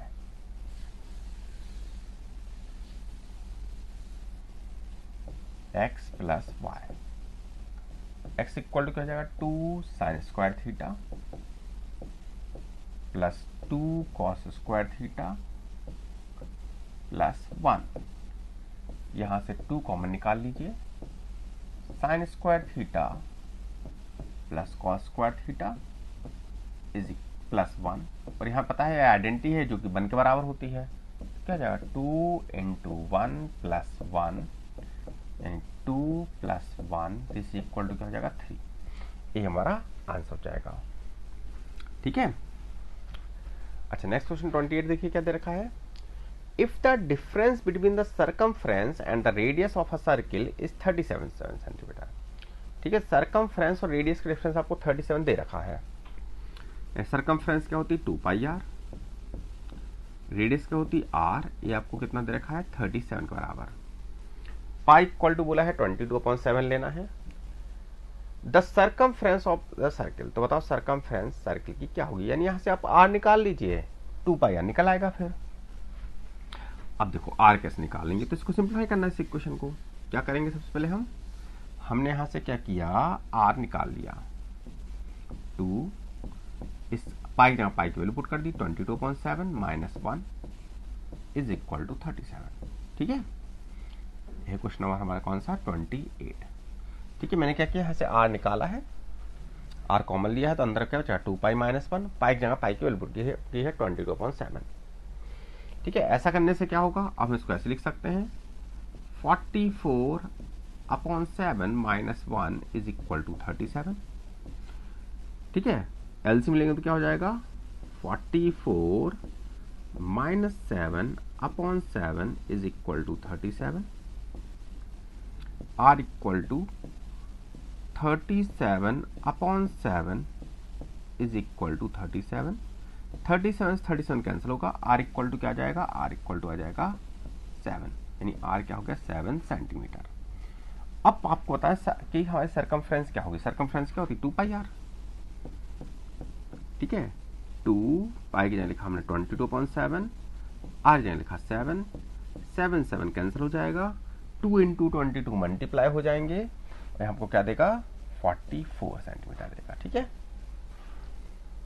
अच्छा नेक्स्ट क्वेश्चन क्या है, देखो इसमें क्या दे रखा हमको, the least number that is divisible by all the numbers 1 to 100 both inclusive, दोनों को हमें लेके चलना है। देखो इस तरह के ऑप्शन, अगर इस तरह क्वेश्चन एग्जाम में आते हैं तो आप बेटर है इसको सॉल्व करने से अच्छा वेरीफाई करो, आप गलत ऑप्शन कैंसिल करो, क्या नहीं हो सकता। देखो हमसे बोला है कि 1 से लेके 10 तक जितने नंबर सबसे डिविजल होना चाहिए, लीस्ट होना चाहिए। देखो 100 तो नहीं हो सकता क्योंकि 100 3 से नहीं कटता, 1000 नहीं हो सकता, 1000 3 से नहीं कटता, तो दो तो आपका ऑप्शन वैसे ही कैंसिल हो गए। अब बचा 25 20 और 25 40।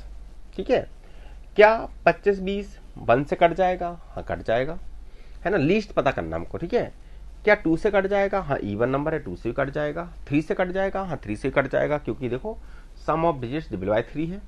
क्या 4 से कटेगा? हाँ 4 से कटेगा। 4 का डिजिट रूल क्या होता है? लास्ट 2 डिजिट डिविजन बाय 4 होना चाहिए। देखो 2520 2520 लास्ट 2 डिजिट, अगर 4 से कोई नंबर डिविजल है तो लास्ट 2 डिजिट 4 से डिविजल होना चाहिए। 20 4 से डिविजल है, मतलब सॉरी लास्ट 2 डिजिट जो है 20 वो 4 से डिविजल है, यानी नंबर पूरा नंबर भी आपका 4 से डिविजल होगा। 5 से डिविजल होगा? 5 से डिविजल होगा क्योंकि लास्ट डिजिट क्या है? 0 है। क्या 6 से डिविजल होगा? 6 से डिविजल है, यानी 3 से डिविजल है, 2 से डिविजल है तो 6 से भी होगा। क्या 7 से होगा? 7 से डिवाइड करके देख लीजिए क्या होता है। 7 से कैसे डिवाइड करेंगे? तो देखो 7 3 जा 21, 4 बचा 42 हो गया। 7 6 जा 42 हो जाएगा, उससे भी कट जाएगा ना। 8 से कट जाएगा तो 8 से काट के देख लीजिए। 8 का डिविजल रूल क्या है? लास्ट 3 डिजिट डिविजल बाय 8 होना चाहिए। अगर 520 को आप 8 से काट के देखोगे, देखो 8 6 जा 48, 4 बचेगा, 8 5 जा 40, है ना, 4 बचेगा तो 0 मिलाकर 40 हो जाएगा। 8 5 जा 40 कट जाएगा। क्या 9 से कटेगा? सम ऑफ डिजिट्स डिविजल बाय 9 है तो 9 से भी कट जाएगा। 10 से कटेगा? हाँ लास्ट डिजिट 0 है तो 10 से भी कटेगा। तो आपको फिर आपको देखो 2 नंबर है, अब आपका छोटा नंबर ए है, दोनों में कौन सा छोटा नंबर है? 2520। हमने देखा ये सारे नंबर से कट रहा है, आप सीधे इस पर टिक कर सकते हो, आपको आगे इसको चेक करने की जरूरत नहीं है। क्यों हो सकता है वो ए नंबर भी सबसे कट जाए। देखो 2520 है, उसका डबल होता है 5040, तो ये भी कटेगा सभी से, क्योंकि ये तो 2520 को मल्टीपल है तो वहां सबसे भी कटेगा। लेकिन हमसे पूछा क्या? हमसे पूछा लीस्ट नंबर, छोटा नंबर, तो 2520 कट रहा है 5040 कट रहा है, लेकिन छोटा कौन है दोनों में? छोटा है 2520। ठीक है, तो हमारा आंसर क्या हो जाएगा? 2520। चलिए नेक्स्ट क्वेश्चन पे आते हैं, क्वेश्चन नंबर 30। देखो क्या दिया दे रखा है इसमें। 3 bells ring at interval of 4 7 14 minutes, all 3 rung at 6 am, when will they ring together again? तो इस वाले केस में क्या लेते हैं हम? एलसीएम लेते हैं हमेशा, कि दोबारा कब एक साथ बजेंगी। 6 बजे एक साथ बजेंगी, दोबारा कब एक साथ बजेंगी। तो इसमें आपको क्या लेना है? एलसीएम लेना है। 4 7 14 का एलसीएम क्या आएगा? 4 7 14 का एलसीएम क्या आएगा? अगर आप गैस कर सकते हैं कि 4 7 14, देखो 7 और 14 का एलसीएम होगा आपका 14, और 4 है। अब 4 अगर 4 देखें, 4 और 14 में 2 कॉमन है। आपको नहीं गैस कर पा रहे हैं तो आप नॉर्मल वैसे, अब जिन बच्चों प्रैक्टिस अच्छी बता देंगे सर इसका एलसीएम 28 आएगा। ठीक है, नहीं आप गैस कर पा रहे हो तो आप इसको करके देख लीजिए, जैसे एलसीएम निकालते, कैसे एलसीएम निकालते हैं। पहले हम इसको 2 से डिवाइड किया। क्या सारे इन सारों में कोई नंबर कॉमन है? कोई भी नंबर कॉमन नहीं है, तो हम देखेंगे क्या 2 नंबर में कोई नंबर कॉमन है? हाँ 4 और 14 में 2 कॉमन है, तो मैंने पहले 2 से डिवाइड किया, तो यहाँ हो जाएगा 2 7 7 7 नहीं कटेगा, 7 को 7 लिख दिया। अब ठीक है, आया समझ में? सबसे पहले मैंने 2 से डिवाइड किया। पहले हम ऐसे नंबर देखते हैं जो कॉमन है, अगर कोई नंबर सारे में कॉमन होता तो पहले हम उससे डिवाइड करते हैं। ठीक है, अब यहां पर हमें क्या दिख रहा है कि 4 7 14 में सारे ऐसा कोई नंबर है जो सारे में कॉमन है, लेकिन हाँ 2 ऐसा नंबर है जिससे 4 भी कट जाता है, 14 भी कट जाता है, 7 नहीं कटेगा, 7 को 7 ही लिखा है, ये 7 को काटे ही नहीं। अब कुछ और कॉमन है, देखो हाँ 7 7 दोनों 7 से कट सकते हैं, तो यहाँ भी काट दिया इसको, तो ये 1 बचा और 1 बचा। अब क्या है? अब कुछ कॉमन है, अब कुछ भी नहीं है, अब 2 से कटेगा। तो एलसीएम क्या होता है? पहले जो कॉमन है उनको भी ले लो, 2 ले लिया, 7 ले लिया, फिर लास्ट में जो बचा, लास्ट में क्या बचा आपके पास? 2 बचा, 1 को छोड़ के उसको ही लेना है, तो आंसर आपका 28 आ जाएगा। तो 6:28 पे दोबारा से एक साथ बजेंगी, यानी आंसर क्या हो जाएगा इसका? सी। ठीक है, अगला देखिए। What is the age of father if the sum of the ages of father and his son is in years is 65 and twice the difference of their ages in years is 50? ठीक है, तो आपको बोल रहे हैं कि बताओ son of father की एज क्या होगी अगर उनकी एजेस का सम तो 65 है, ठीक है। मान लो फादर की एज एक्स है और सन की एज वाई है, तो एजेस सम क्या है 65, ठीक है, 31। और दूसरा आपको बोला है and twice the difference of their edges, उनके एजेस के डिफरेंस का डबल एक्स माइनस वाई, इसका डबल, ये 25 है, सॉरी 25 नहीं 50 है, ये क्या है 50 है। तो आपसे पूछा जा रहा है तो बताओ फादर की एज क्या होनी चाहिए, अगर इनके डिफरेंस का डबल 50 है तो इनका डिफरेंस क्या होना चाहिए 25 होना चाहिए। दोनों को ऐड कर दीजिए, है ना, प्लस का y है माइनस का y है, कैंसिल हो जाएगा, 2x इक्वल टू क्या आ जाएगा, 2x इक्वल टू आ जाएगा 65 प्लस 25 यानी क्या आ जाएगा 90 आ जाएगा, ये होगा 90 और 2 से डिवाइड करेंगे तो x इक्वल टू क्या आ जाएगा, x इक्वल टू आ जाएगा 45, यही हमारा क्या हो जाएगा आंसर हो जाएगा, यानी 45 साल फादर की एज हो जाएगी, ठीक है। चलिए नेक्स्ट क्वेश्चन पे आते हैं। इसमें क्या बोला है, what is the value of tan theta into cosec theta का square sine theta into sec theta का स्क्वायर, ठीक है। तो हमको बोला है tan theta into cosec theta का square minus sine theta into sec theta का स्क्वायर, ठीक है। अब इस क्वेश्चन का दो मेथड है हमारे पास, एक तो है आप इसको वेरीफाई करा लो।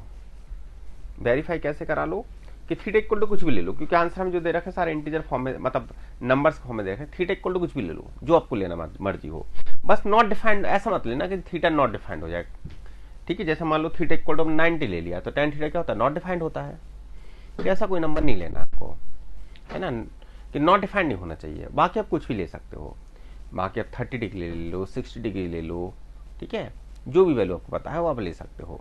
जैसे 0 डिग्री लोगे तो 0 डिग्री पे क्या है, 0 डिग्री पे ए भी डिफाइंड है, हाँ कॉसेक 0 नॉट डिफाइंड होता है, तो ऐसा कोई नंबर नहीं लेना है जहाँ नॉट डिफाइंड हो। आप 45 लेके देख सकते हो, 45 चेक कर लो, जैसे हमने थीटा इक्वल टू 45 ले लिया, चेक कर लो, जैसे theta equal to 45 let theta equal to 45, मान लेते हैं थीटा क्या हमारा 45 है, तो tan 45 क्या होता है 1 होता है, cosec 45 क्या होता है √2 होता है, sin 45 क्या होता है 1/√2 होता है, और sec 45 क्या होता है √2 होता है, ठीक है। स्क्वायर √2 का स्क्वायर 2 होता है, यहाँ से कट गया, 1 का स्क्वायर 1 होता है, 2 - 1 बन आ जाएगा आंसर। एक तरीका होता है ये करने का, ठीक है, इस तरह से आप कर सकते हो। दूसरा तरीका क्या है, हम इसको मेथड से ही सॉल्व करें, सिंप्लीफाई करें इसको पूरा, वो थोड़ा सा लेंथी हो सकता है क्वेश्चन, ठीक है। देखो क्या लिख सकते हैं हम, इसको लिख सकते हैं sine theta upon cos theta, sec को क्या लिख सकते हैं 1/sin थीटा का होल स्क्वायर, माइनस इसको क्या लिख सकते हैं हम साइन थीटा अपॉन सेक को क्या लिख सकते हैं 1/cos, तो इसको मैंने सभी को साइन कॉस में चेंज कर दिया, है ना। बहुत सारे ट्रिग्नोमेट्रिक रेशियो दिख रहे थे, अब आपको केवल दो ही दिख रहे हैं, साइन और कॉस, ठीक है।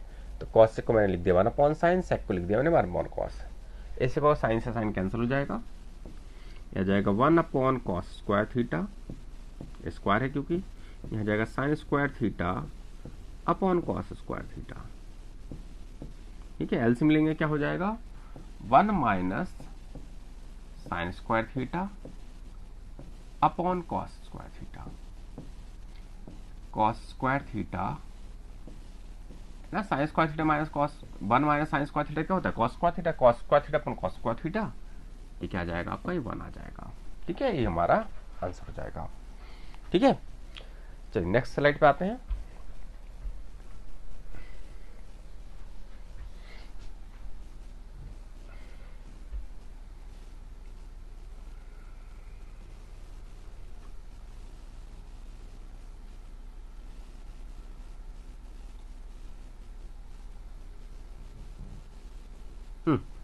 देखो इसमें क्या दे रखा है।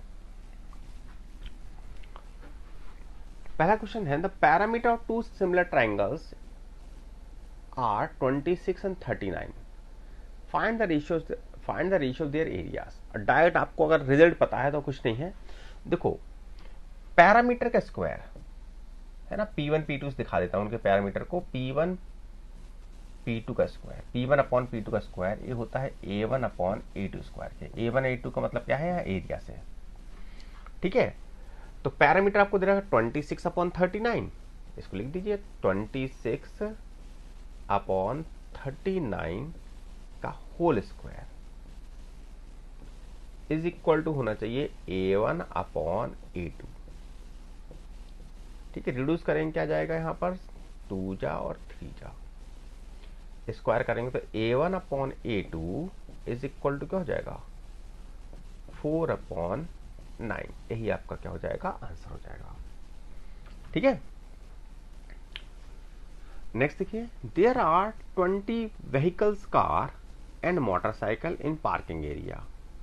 If there are 56 wheels together, how many cars are there. ठीक है, तो आपको बोलना है कि अगर हम बात करें कार की और मोटरसाइकिल की, ये तो हमारे क्या है, ये तो हमारा है टोटल 20। अगर टायर्स की बात करें, व्हील की बात करें, है ना, व्हील, तो व्हील 56 है। पता है कार के कितने होते हैं, 4 व्हील होते हैं, मोटरसाइकिल के 2 व्हील होते हैं, ये मिला के क्या बन रहा है आपका 56 बन रहा है। ठीक है, पहला क्वेश्चन एक क्वेश्चन नंबर 1 हो गया। हमसे पूछा गया हाउ कितनी कार है वहां पर। देखो यहाँ पर दिख रहा है सभी में 2 कॉमन है, 2 से आप रिड्यूस कर सकते हो, तो 2C plus M is equal to 28। Equation number 2 हो गया, है ना। इक्वेशन 1 में से इक्वेशन 2 को माइनस कर दीजिए, या इक्वेशन 2 में से इक्वेशन 1 को माइनस कर दीजिए, तो 2C में से C माइनस हुआ, C बचेगा, M में से M माइनस हुआ, कट जाएगा, और 28 में से 20 माइनस हुआ, क्या बचेगा आपके पास, 8 बचेगा। यानी हमारा आंसर क्या हो जाएगा, 8। ठीक है, तो इसका आंसर हो जाएगा 8। नेक्स्ट क्वेश्चन क्या है, देखो इसमें क्या दे रहा है, a man goes 50 metre due north, मतलब वो ड्यू वेस्ट, यानी 15 मीटर वो वेस्ट की ओर जाता है, उसके बाद 8 मीटर जाता है नॉर्थ की ओर। बताओ वो स्टार्टिंग पॉइंट से कितनी दूरी पर है। ठीक है, तो क्या बोला गया आपसे कि पहले जो पर्सन है वो पहले जाता है वेस्ट की ओर। आप देखो डायरेक्शन आपको कैसे लेनी है, ये हो गया north, N for nose, N for north, है ना। जहां हमारी नोज है, जहां पेपर, जहां जैसे हम बैठे हैं, जिस तरह आपकी नोज पड़े उस तरह नॉर्थ ले लीजिए। अब सबको पता है नॉर्थ के अपोजिट साउथ होता है, याद रखना नॉर्थ के क्लॉकवाइज ईस्ट होता है और एंटी क्लॉकवाइज वेस्ट होता है। ठीक है, तो नॉर्थ साउथ ईस्ट वेस्ट। ठीक है, अच्छा अब देखो यहां पर, तो आपसे क्या बोला गया है कि 15 मीटर जाता है ड्यू वेस्ट, यानी 15 मीटर जाता है वेस्ट की ओर, ऐसे 15 मीटर, और उसके बाद 8 मीटर जाता है नॉर्थ की ओर, ऐसे। तो बताओ स्टार्टिंग पॉइंट से कितनी दूरी पर है, स्टार्टिंग पॉइंट से कितनी दूरी पर है। ठीक है, तो क्या बन गया, राइट एंगल ट्राइंगल बन गया। ठीक है, लगा दीजिए पाइथागोरस इसमें, तो x इक्वल टू क्या हो जाएगा, एक्स स्क्वायर इक्वल टू 15 का स्क्वायर प्लस 8 का स्क्वायर। 15 का स्क्वायर क्या होता है 225, 8 का स्क्वायर क्या होता है 64, दोनों का ऐड करेंगे क्या आ जाएगा 289, यानी एक्स स्क्वायर इक्वल टू क्या आएगा 289, यानी x इक्वल टू क्या आएगा, x इक्वल टू आएगा 17 मीटर। ये आपका आंसर हो जाएगा। ठीक है, चलिए नेक्स्ट देखिए 36, what is the length of an altitude of an equal triangle of side 8 centimetre.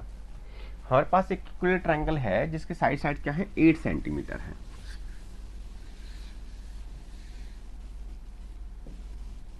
ठीक है, हमारे पास इक्वल ट्रायंगल है ए बी सी, साइड आपको 8 सेंटीमीटर दे रखी है। तो हमसे पूछा जा रहा है बताओ इसका एल्टीट्यूड की लेंथ क्या होगी, ये जो लेंथ है वो कितनी होगी, ये वाली लेंथ।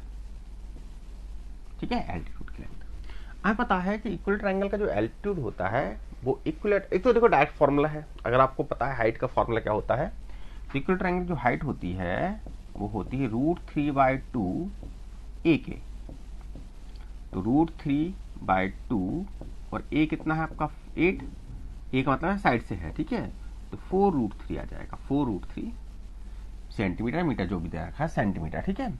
अच्छा देखो, एक तो तरीका ये है करने का, दूसरा तरीका है आपको फॉर्मूला नहीं पता है, मेथड से सॉल्व कीजिए। क्या सॉल्व करेंगे, हमने एल्टीट्यूड ड्रॉ किया। अब आपको पता होना चाहिए जो एल्टीट्यूड है वो इस इक्वल ट्रायंगल को 2 इक्वल पार्ट डिवाइड कर रहा है, 2 कॉन्ग्रुएंट ट्रायंगल डिवाइड कर रहा है। कैसे कॉन्ग्रुएंट ट्रायंगल डिवाइड कर रहा है, देखो right angle, hypotenuse, side, side common है, देन 2 ए क्या कर रहा है, इसको 2 एक कॉन्ग्रुएंट ट्रायंगल डिवाइड कर रहा है। अगर ये पूरा 8 है, बीसी में कहूं 8 है, ठीक है, इस पॉइंट को डी नाम दे देता हूं, तो बी डी कितना होना चाहिए 4, ए बी 4, ठीक है। हमें क्या निकालना है, इसकी हाइट निकालनी है। तो हाइट कैसे निकालेंगे, हाइट इक्वल टू हो जाएगा √8 का स्क्वायर माइनस 4 का स्क्वायर। 8 का स्क्वायर क्या हो जाएगा 64 माइनस 16, क्या जाएगा हमारा 64 में 16 माइनस होगा तो 48, और 48 को हम क्या लिख सकते हैं, ठीक है, 48 को क्या लिख सकते हैं, 48 को लिख सकते हैं 4√3, यही हमारा आंसर हो गया, ठीक है। तो आंसर क्या हो जाएगा हमारा 4√3। अगला देखिए,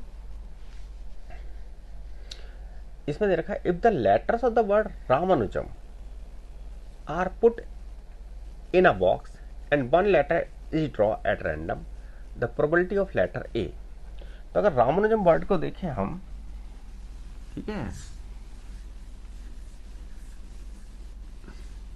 अगर हम रामानुजम वर्ड की बात करें, Ramanujan,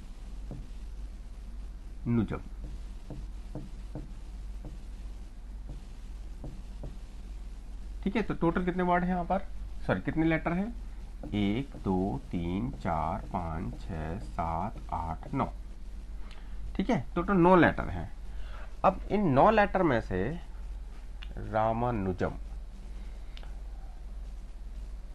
put in a box and one letter is drawn at random, the probability that the letter is A is, ठीक है। तो A यहाँ पर कितने दिख रहे हैं आपको, A यहाँ पर टोटल 3 A है ना, एक A, ये दूसरा A और तीसरा A।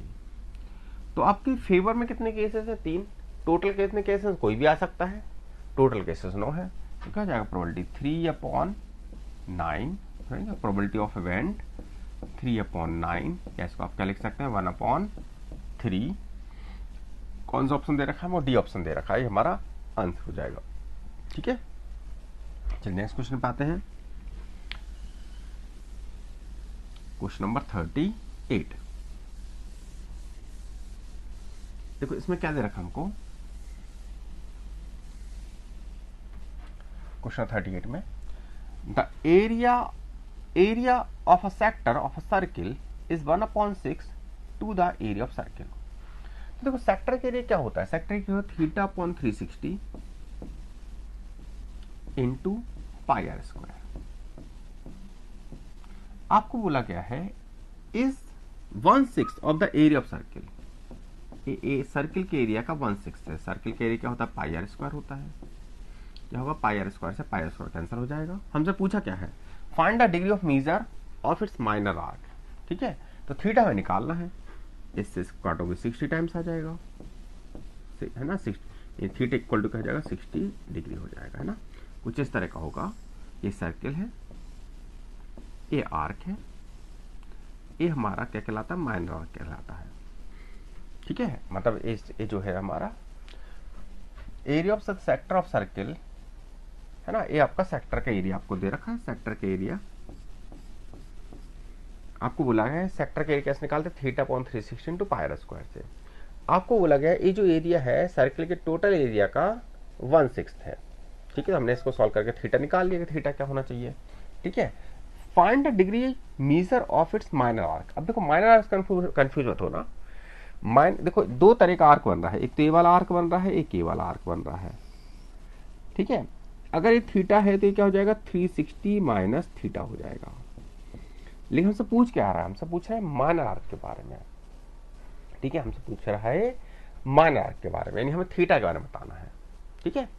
तो थीटा हमारा क्या निकल के आया थीटा हमारा क्या निकल के आएगा 60 डिग्री। ठीक है, चलिए नेक्स्ट क्वेश्चन करते हैं।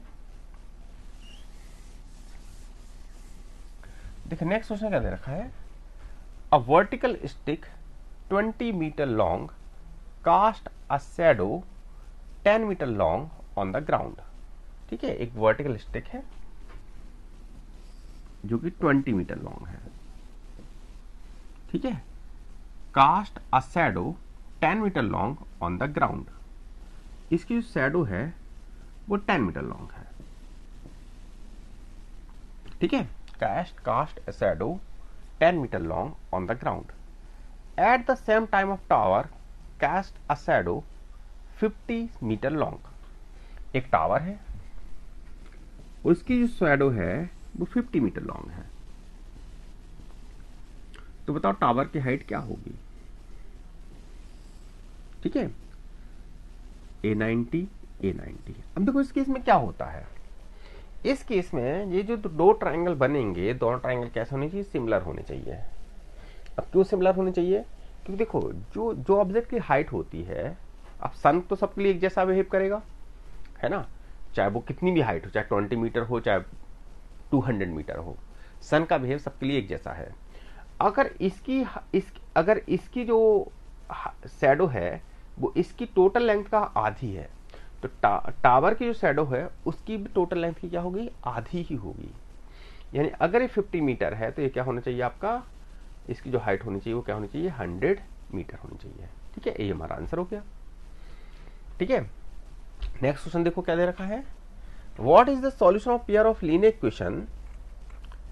ठीक है, इसका सॉल्यूशन बताना। अब देखो सॉल्यूशन निकालने के लिए तो आप इसको सॉल्व कर सकते हो, दूसरा आप इसको वेरीफाई करा सकते हो। सॉल्यूशन पूछा है आप पुट करके देख लो, x है ना, उससे आपका टाइम बच जाए। जैसे x इक्वल टू 2 और 1 पुट करूं, क्या मुझे 143 मिलेगा, अगर 143 मिलेगा तो ठीक है, नहीं मिलेगा तो आगे बढ़िए। तो 2 और 1 पुट करने 143 मिलेगा, 143 नहीं सॉरी हमारा क्या है 123 है। अगर 2 और 1 पुट करते हैं तो 2 और 1 पुट करने पर हमको 1 और 2 पुट करने मिलेगा आपको 1। ठीक है, आप वेरीफाई करके देख सकते हैं। ठीक है, और सॉल्व करना चाहे सॉल्व कर सकते हैं, सॉल्व करना थोड़ा सा लेंदी हो जाएगा। ठीक है, ठीक है, अगर सॉल्व करना चाहें तो मेथड एलिमिनेशन से आप सॉल्व कर सकते हैं इसको। ठीक है, आपको दो इक्वेशन दे रखे हैं, 37x plus 43y is equal to 123 और दूसरा है 43x plus 37y is equal to 117। ठीक है, ये दो इक्वेशन दे रखे हैं, इन दोनों को क्या करना है, आपको सिंप्लीफाई करना है। कैसे सिंप्लीफाई करेंगे, अब देखो एक तो है कि आपका जो मेथड ऑफ एलिमिनेशन होता है, सब्स्टिट्यूशन होता है, उससे सॉल्व कर लीजिए।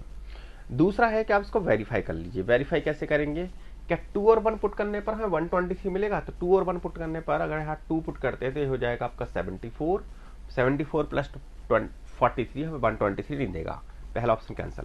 क्या दूसरा ऑप्शन पुट करने मिलेगा, -1 और 2 नहीं मिलेगा, है ना, तो ये तो माइनस में हो जाएगा, 86 होगा, नहीं मिलेगा। क्या तीसरा ऑप्शन पुट करने मिलेगा, नहीं मिलेगा। क्या फोर्थ ऑप्शन पुट करने मिलेगा, तो फोर्थ ही पुट करने मिलेगा 37 इंटू 1 और 43 इंटू 2 यानी 37 प्लस 86, दोनों का ऐड करके देखिए 123 मिल रहा है आपको। अब अगर इसको चेक करना चाहे चेक कीजिए, अगर बस अदरवाइज आप इस पर टिक कर सकते हैं। ठीक है, तो थोड़ा टाइम बच जाएगा आपका। ठीक है, और वैसे भी हमारा पेपर जो है वो ऑब्जेक्टिव है। ठीक है, तो हमको टाइम बचाने फोकस करना है। ठीक है, ये ऐसे नहीं किसी क्वेश्चन भिड़ गए हम आधे घंटे तक उसी क्वेश्चन को सॉल्व कर रहे हैं। ठीक है, तो क्वेश्चन काफी ज्यादा है, टाइम आपको लिमिटेड मिलेगा, इसलिए आपको with in the time limit आपको क्वेश्चन सॉल्व करना है। तो जहां आप टाइम बचा सकते हैं वहां टाइम बचाने की कोशिश कीजिए। ठीक है, चलिए इसके बाद हमारी दो केस स्टडी है, उनको डिस्कस करते हैं। ठीक है, तो case study section C consist 10 question 1 mark each, 10 question है टोटल 10 क्वेश्चन होंगे, कोई 8 हमें अटेम्प्ट करना है। ठीक है, इसमें हमें case study Pacific ring of fire के बारे में बताया गया है। ठीक है, तो इसमें देखो क्या दे रखा हमको,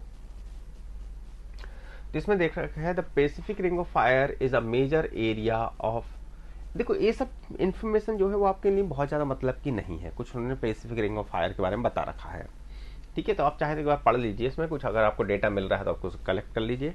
ठीक है, the Pacific ring of fire is the major area in the basin of Pacific Ocean where many earthquake and volcanic eruption occur in large horseshoe shape it is associated with a nearly continuous series of oceanic trenches, volcanic arc। अब देखो यहाँ पर आपको ऐसे कोई भी आपको data नहीं मिल रहा है, कुछ वो पैसिफिक रिंग ऑफ फायर के बारे में बता रहे हैं, ठीक है। यहाँ पर आपको दे रखा है फॉल्ट लाइंस के बारे में बता रखा है, एक बार पढ़ के देख लीजिए। हमें सीधा हम आते हैं क्वेश्चन पे। देखो क्वेश्चन आप चाहें तो इस थ्योरी ये जो आपको दे रखा है इनके बारे में पढ़ लीजिए, अगर आपको कोई डेटा इसमें मिल रहा है तो ठीक है, ठीक है। अदरवाइज आपको क्वेश्चन जरूर देखना है, क्वेश्चन में क्या दे रखा है। इन सब केस स्टडी पढ़ने आपको टाइम खराब नहीं करना है ना। ये जो सब आपको पैसिफिक रिंग ऑफ फायर के बारे में बता रखा है। हम सीधे क्वेश्चन पे आ जाते हैं। क्वेश्चन देखो हम क्या दे रखा है।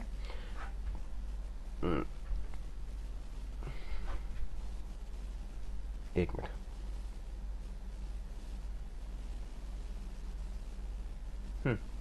तो ये हमारा 41। अब 41 जो क्वेश्चन है इसमें देखो क्या है हमारा, कुछ यहां से रिलेटेड है। आपको position of some countries in the Pacific ring of fire so in the square grid shown, ठीक है। तो यहां पर आपको ये देखो मेन आपका पार्ट ए है, मेन पार्ट आपका ये है ना। पोजीशन ऑफ सम कंट्रीज, हमें कुछ कंट्रीज की पोजीशन बताई गई है। जैसे मैं कहूं ए की पोजीशन क्या है, तो ए की पोजीशन जो इसमें बताई गई है, अब देखो यहां पर आपको ध्यान से देखना है इसको। ए की पोजीशन जो होगी वो क्या होगी, अगर मैं एक्सिस के अबाउट देखूं तो 1 पर है, और वाई एक्सिस का अगर ये जो ग्राफ दे रखा है इसमें एक्स एक्सिस के अबाउट 1 पर है और वाई एक्सिस के अबाउट 4 पर है ना। यानी इसके जो कोऑर्डिनेट हो जाएंगे, पॉइंट ए के जो कोऑर्डिनेट हो जाएंगे वो हो जाएगा 1,4, ठीक है।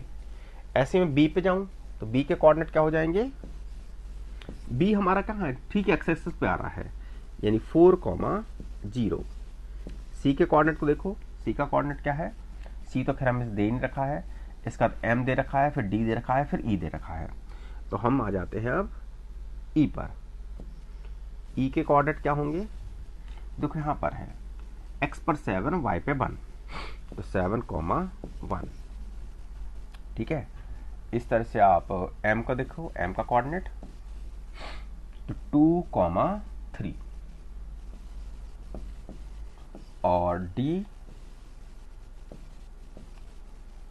ये हो जाएगा आपका 3,5, ठीक है। तो आपको इस तरह से कोऑर्डिनेट आपने देख लिया, ठीक है। एक बार फिर से चेक कर लेते हैं। ए का कोऑर्डिनेट 1,4, बी का कोऑर्डिनेट 4,0, सी का कोऑर्डिनेट 7, ई का कोऑर्डिनेट 7,1। ये ई है या सी है कुछ ठीक समझ में नहीं आ रहा, ठीक है, जो भी है ई मान लेते हैं, ठीक है। शायद ई नहीं, वो सी ही दे रखा है, ठीक है। ये सी ही है, ये सी ही है, थोड़ा सा ठीक से दिख नहीं रहा है, सी ही है ना। सी है आपका 7,1, डी हमारा क्या है, एक्स पर 3 और वाई पे 5, यानी 3,5, और एम है 2,3, ठीक है, ठीक है। अब देखिए क्वेश्चन क्या पूछा क्या आपसे,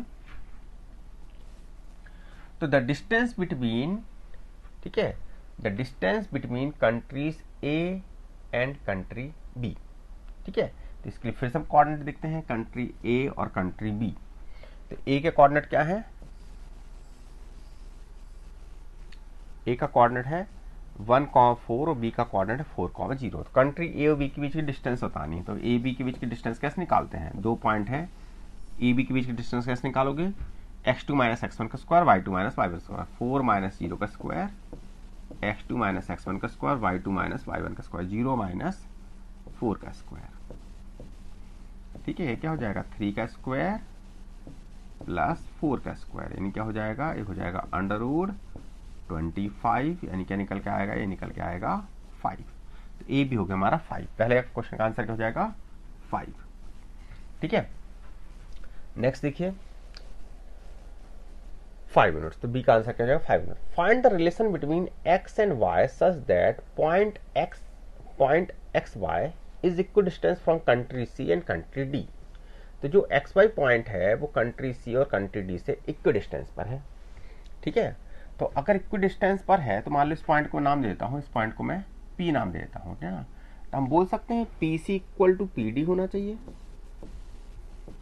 है ना। स्क्वायरिंग कर देते हैं जिसमें अंडर नहीं लगाना पड़े हमें, तो P C square equal to P D square होना चाहिए, ऐसा बोल सकते हैं। P C square equal to P D square होना चाहिए, वैल्यू पुट कर दीजिए, ठीक है।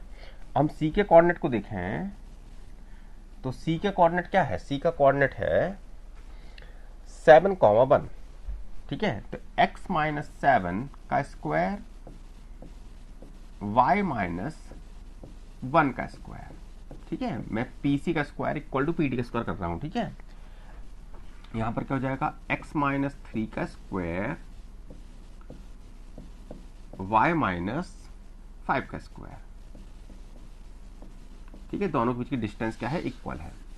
बस सिंप्लीफाई कर लीजिए इसको, क्या मिलेगा आपको, एक्स स्क्वायर प्लस 49 है ना, a माइनस बी का होल स्क्वायर खोल रहे हैं हम, x square plus 49 minus 14x y square plus 1 minus का 2y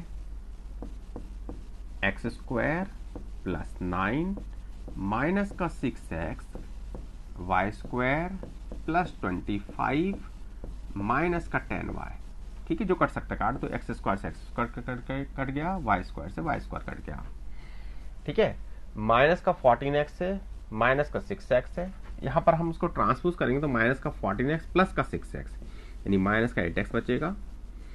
ऐसे ही यहां पर माइनस का 2y है, यहां पर माइनस का 10y है, इसको भी ट्रांसपोज करो तो माइनस का 2y प्लस का 10y यानी प्लस का 8y आ जाएगा, ठीक है।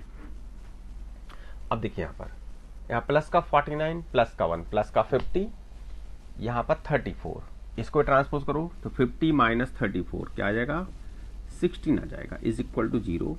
8 से इसको डिवाइड कर सकते हैं तो माइनस का इसी के माइनस 8 से डिवाइड कर दीजिए तो हमारा आंसर क्या आ जाएगा, x माइनस वाई प्लस 2 यहाँ प्लस 16 आएगा, ठीक है। प्लस का 50 था, माइनस का 34 था, है ना। तो प्लस 2 इज इक्वल टू 0। अब देख लीजिए आंसर कौन सा है हमारा, x minus y equal to 2, x plus y equal to 2, ठीक है। अगर यहां पर हम देखें शायद से कुछ कैलकुलेशन मिस्टेक हुई है, प्लस का 50 और माइनस का 34, अच्छा हमने माइनस इससे मल्टीप्लाई किया है ना, तो यहाँ पर है, ठीक है। मैंने यहाँ माइनस 8 से मल्टीप्लाई किया है, माइनस 8 से डिवाइड किया था, पर हमें माइनस 2 लिखना पड़ेगा, यानी हमारा क्या आएगा, x minus y equal to 2, ये आंसर आएगा, ठीक है। 2 को मैंने उधर ट्रांसपोज कर दिया है, ठीक है। चलिए नेक्स्ट क्वेश्चन पे आते हैं। देखो नेक्स्ट क्वेश्चन क्या दे रखा है, the fault line 3y minus 3x plus y minus 9 equal to 0 divides the line joining p and q इतना इंटरनल इन द रेशियो। तो हमको 2 पॉइंट दे रखे हैं p और q, ठीक है। p और q, p हमारा क्या है 1,3, q हमारा क्या है 2,7। एक कोई फॉल्ट लाइन है जो है आपकी 3x plus y minus 9 is equal to 0। इसको कुछ इंटरनली कुछ रेशियो डिवाइड कर रही है, हमें नहीं पता, वो रेशियो बताना है क्या होगा, ठीक है। तो मान लीजिए जो हमारे ये लाइन डिवाइड कर रही है वो रेशियो है लैम्डा रेशियो 1, मान लेते हैं लैम्डा रेशियो 1, आप m1 रेशियो m2 भी मान सकते हो, ठीक है। लैम्डा रेशियो 1 से कैलकुलेशन थोड़ी सी इजी हो जाती बस, ठीक है। तो देखो क्या होगा, क्या होता formula, m1 x2 plus m2 x1 upon m1 plus m2 यानी 3 आ जाएगा, है ना। m1 प्लस m2 यानी क्या आ जाएगा आपका, लैम्डा प्लस 1 आ जाएगा, ठीक है। इस तरह से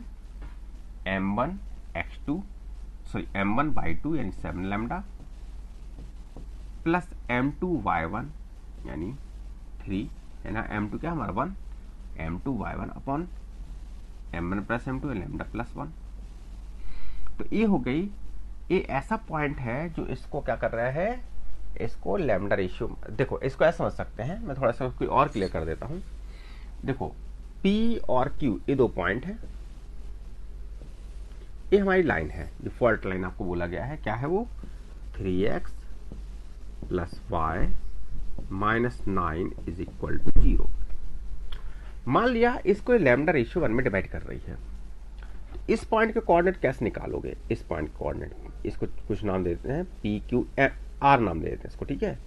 तो इस पॉइंट कोऑर्डिनेट कैसे निकालोगे आप, ठीक है, अगर इसको लैम्डा रेशियो 1 में डिवाइड कर रही है तो कैसे निकालोगे, m1 x2 आपका क्या हो गया 2 प्लस m2 यानी क्या 1 x1 यानी 1 अपॉन m1 प्लस m2, इस तरह से m1 y2 प्लस m2 है ना, m2 क्या है 1 m2 y1 upon m1 plus m2।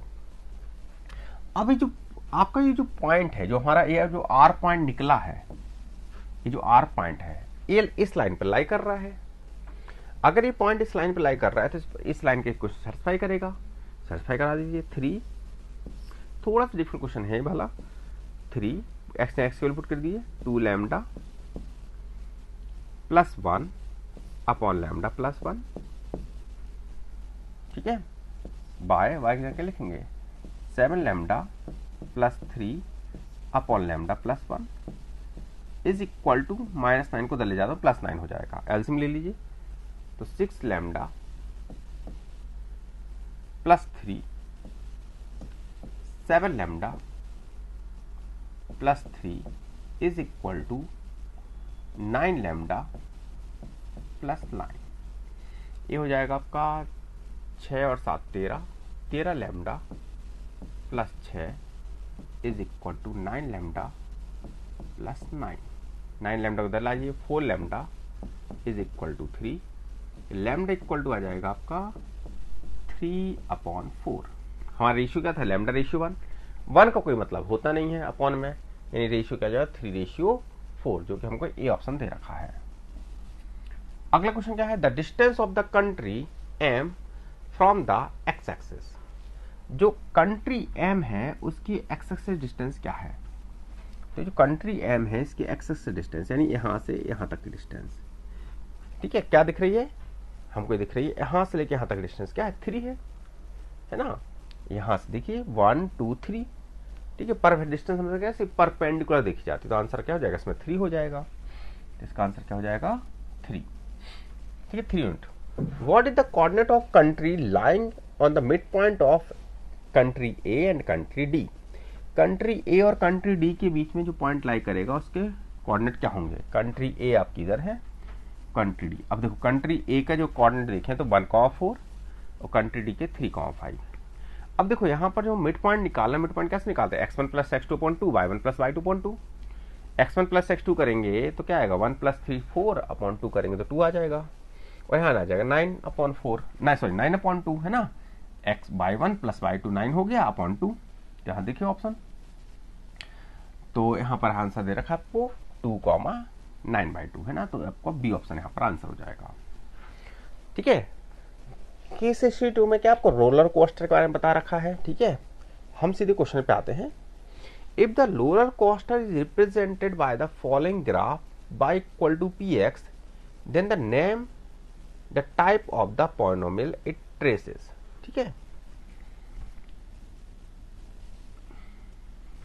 ठीक है। तो लीनियर, अब देखो आपको इस तरह ग्राफ दे रखा है, तो ये लीनियर है, क्वाड्रेटिक है, क्यूबिक है, बाय क्वाड्रेटिक है। तो इसमें पर देखेंगे ए एक्सिस कितनी बार कट कर रहा है ना। अगर एक्सिस को देखें हमें, इसने एक्सिस को 3 बार कट किया है, इसने इसके कितने जीरोस हैं 3 जीरोस हैं।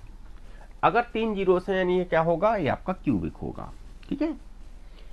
अच्छा नेक्स्ट है the roller coaster are represented by the following graph by equal to px, which roller coaster has more than 3 distinct root, 3 distinct zeros. देख लीजिए एक्सिस को 3 से ज्यादा बार कट करना चाहिए, तो ए कितनी बार कट कर रहा है, 1 बार कट कर रहा है ना। एक्सिस को बी कितनी बार, ए भी 1 बार कट कर रहा है, यहाँ पर ये 1 2 3 बार कट कर रहा है। डी ऑप्शन देखते हैं, देखो डी ऑप्शन 4 बार कट कर रहा है, 1 2 3 4, तो आपका डी ही आंसर हो जाएगा।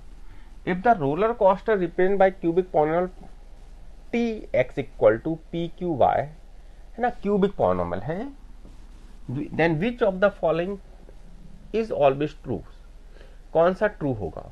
अगर देखो क्यूबिक है तो कभी p 0 नहीं होना चाहिए, अगर p 0 हो गया तो क्यूबिक नहीं रह जाएगा, तो क्वाड्रेटिक बन जाएगा, क्योंकि क्यूबिक है तो एक्स क्यू जरूर होना चाहिए इसमें, और कुछ हो चाहे नहीं हो एक्स क्यू जरूर होना चाहिए, तभी वो क्यूबिक कहलाएगा।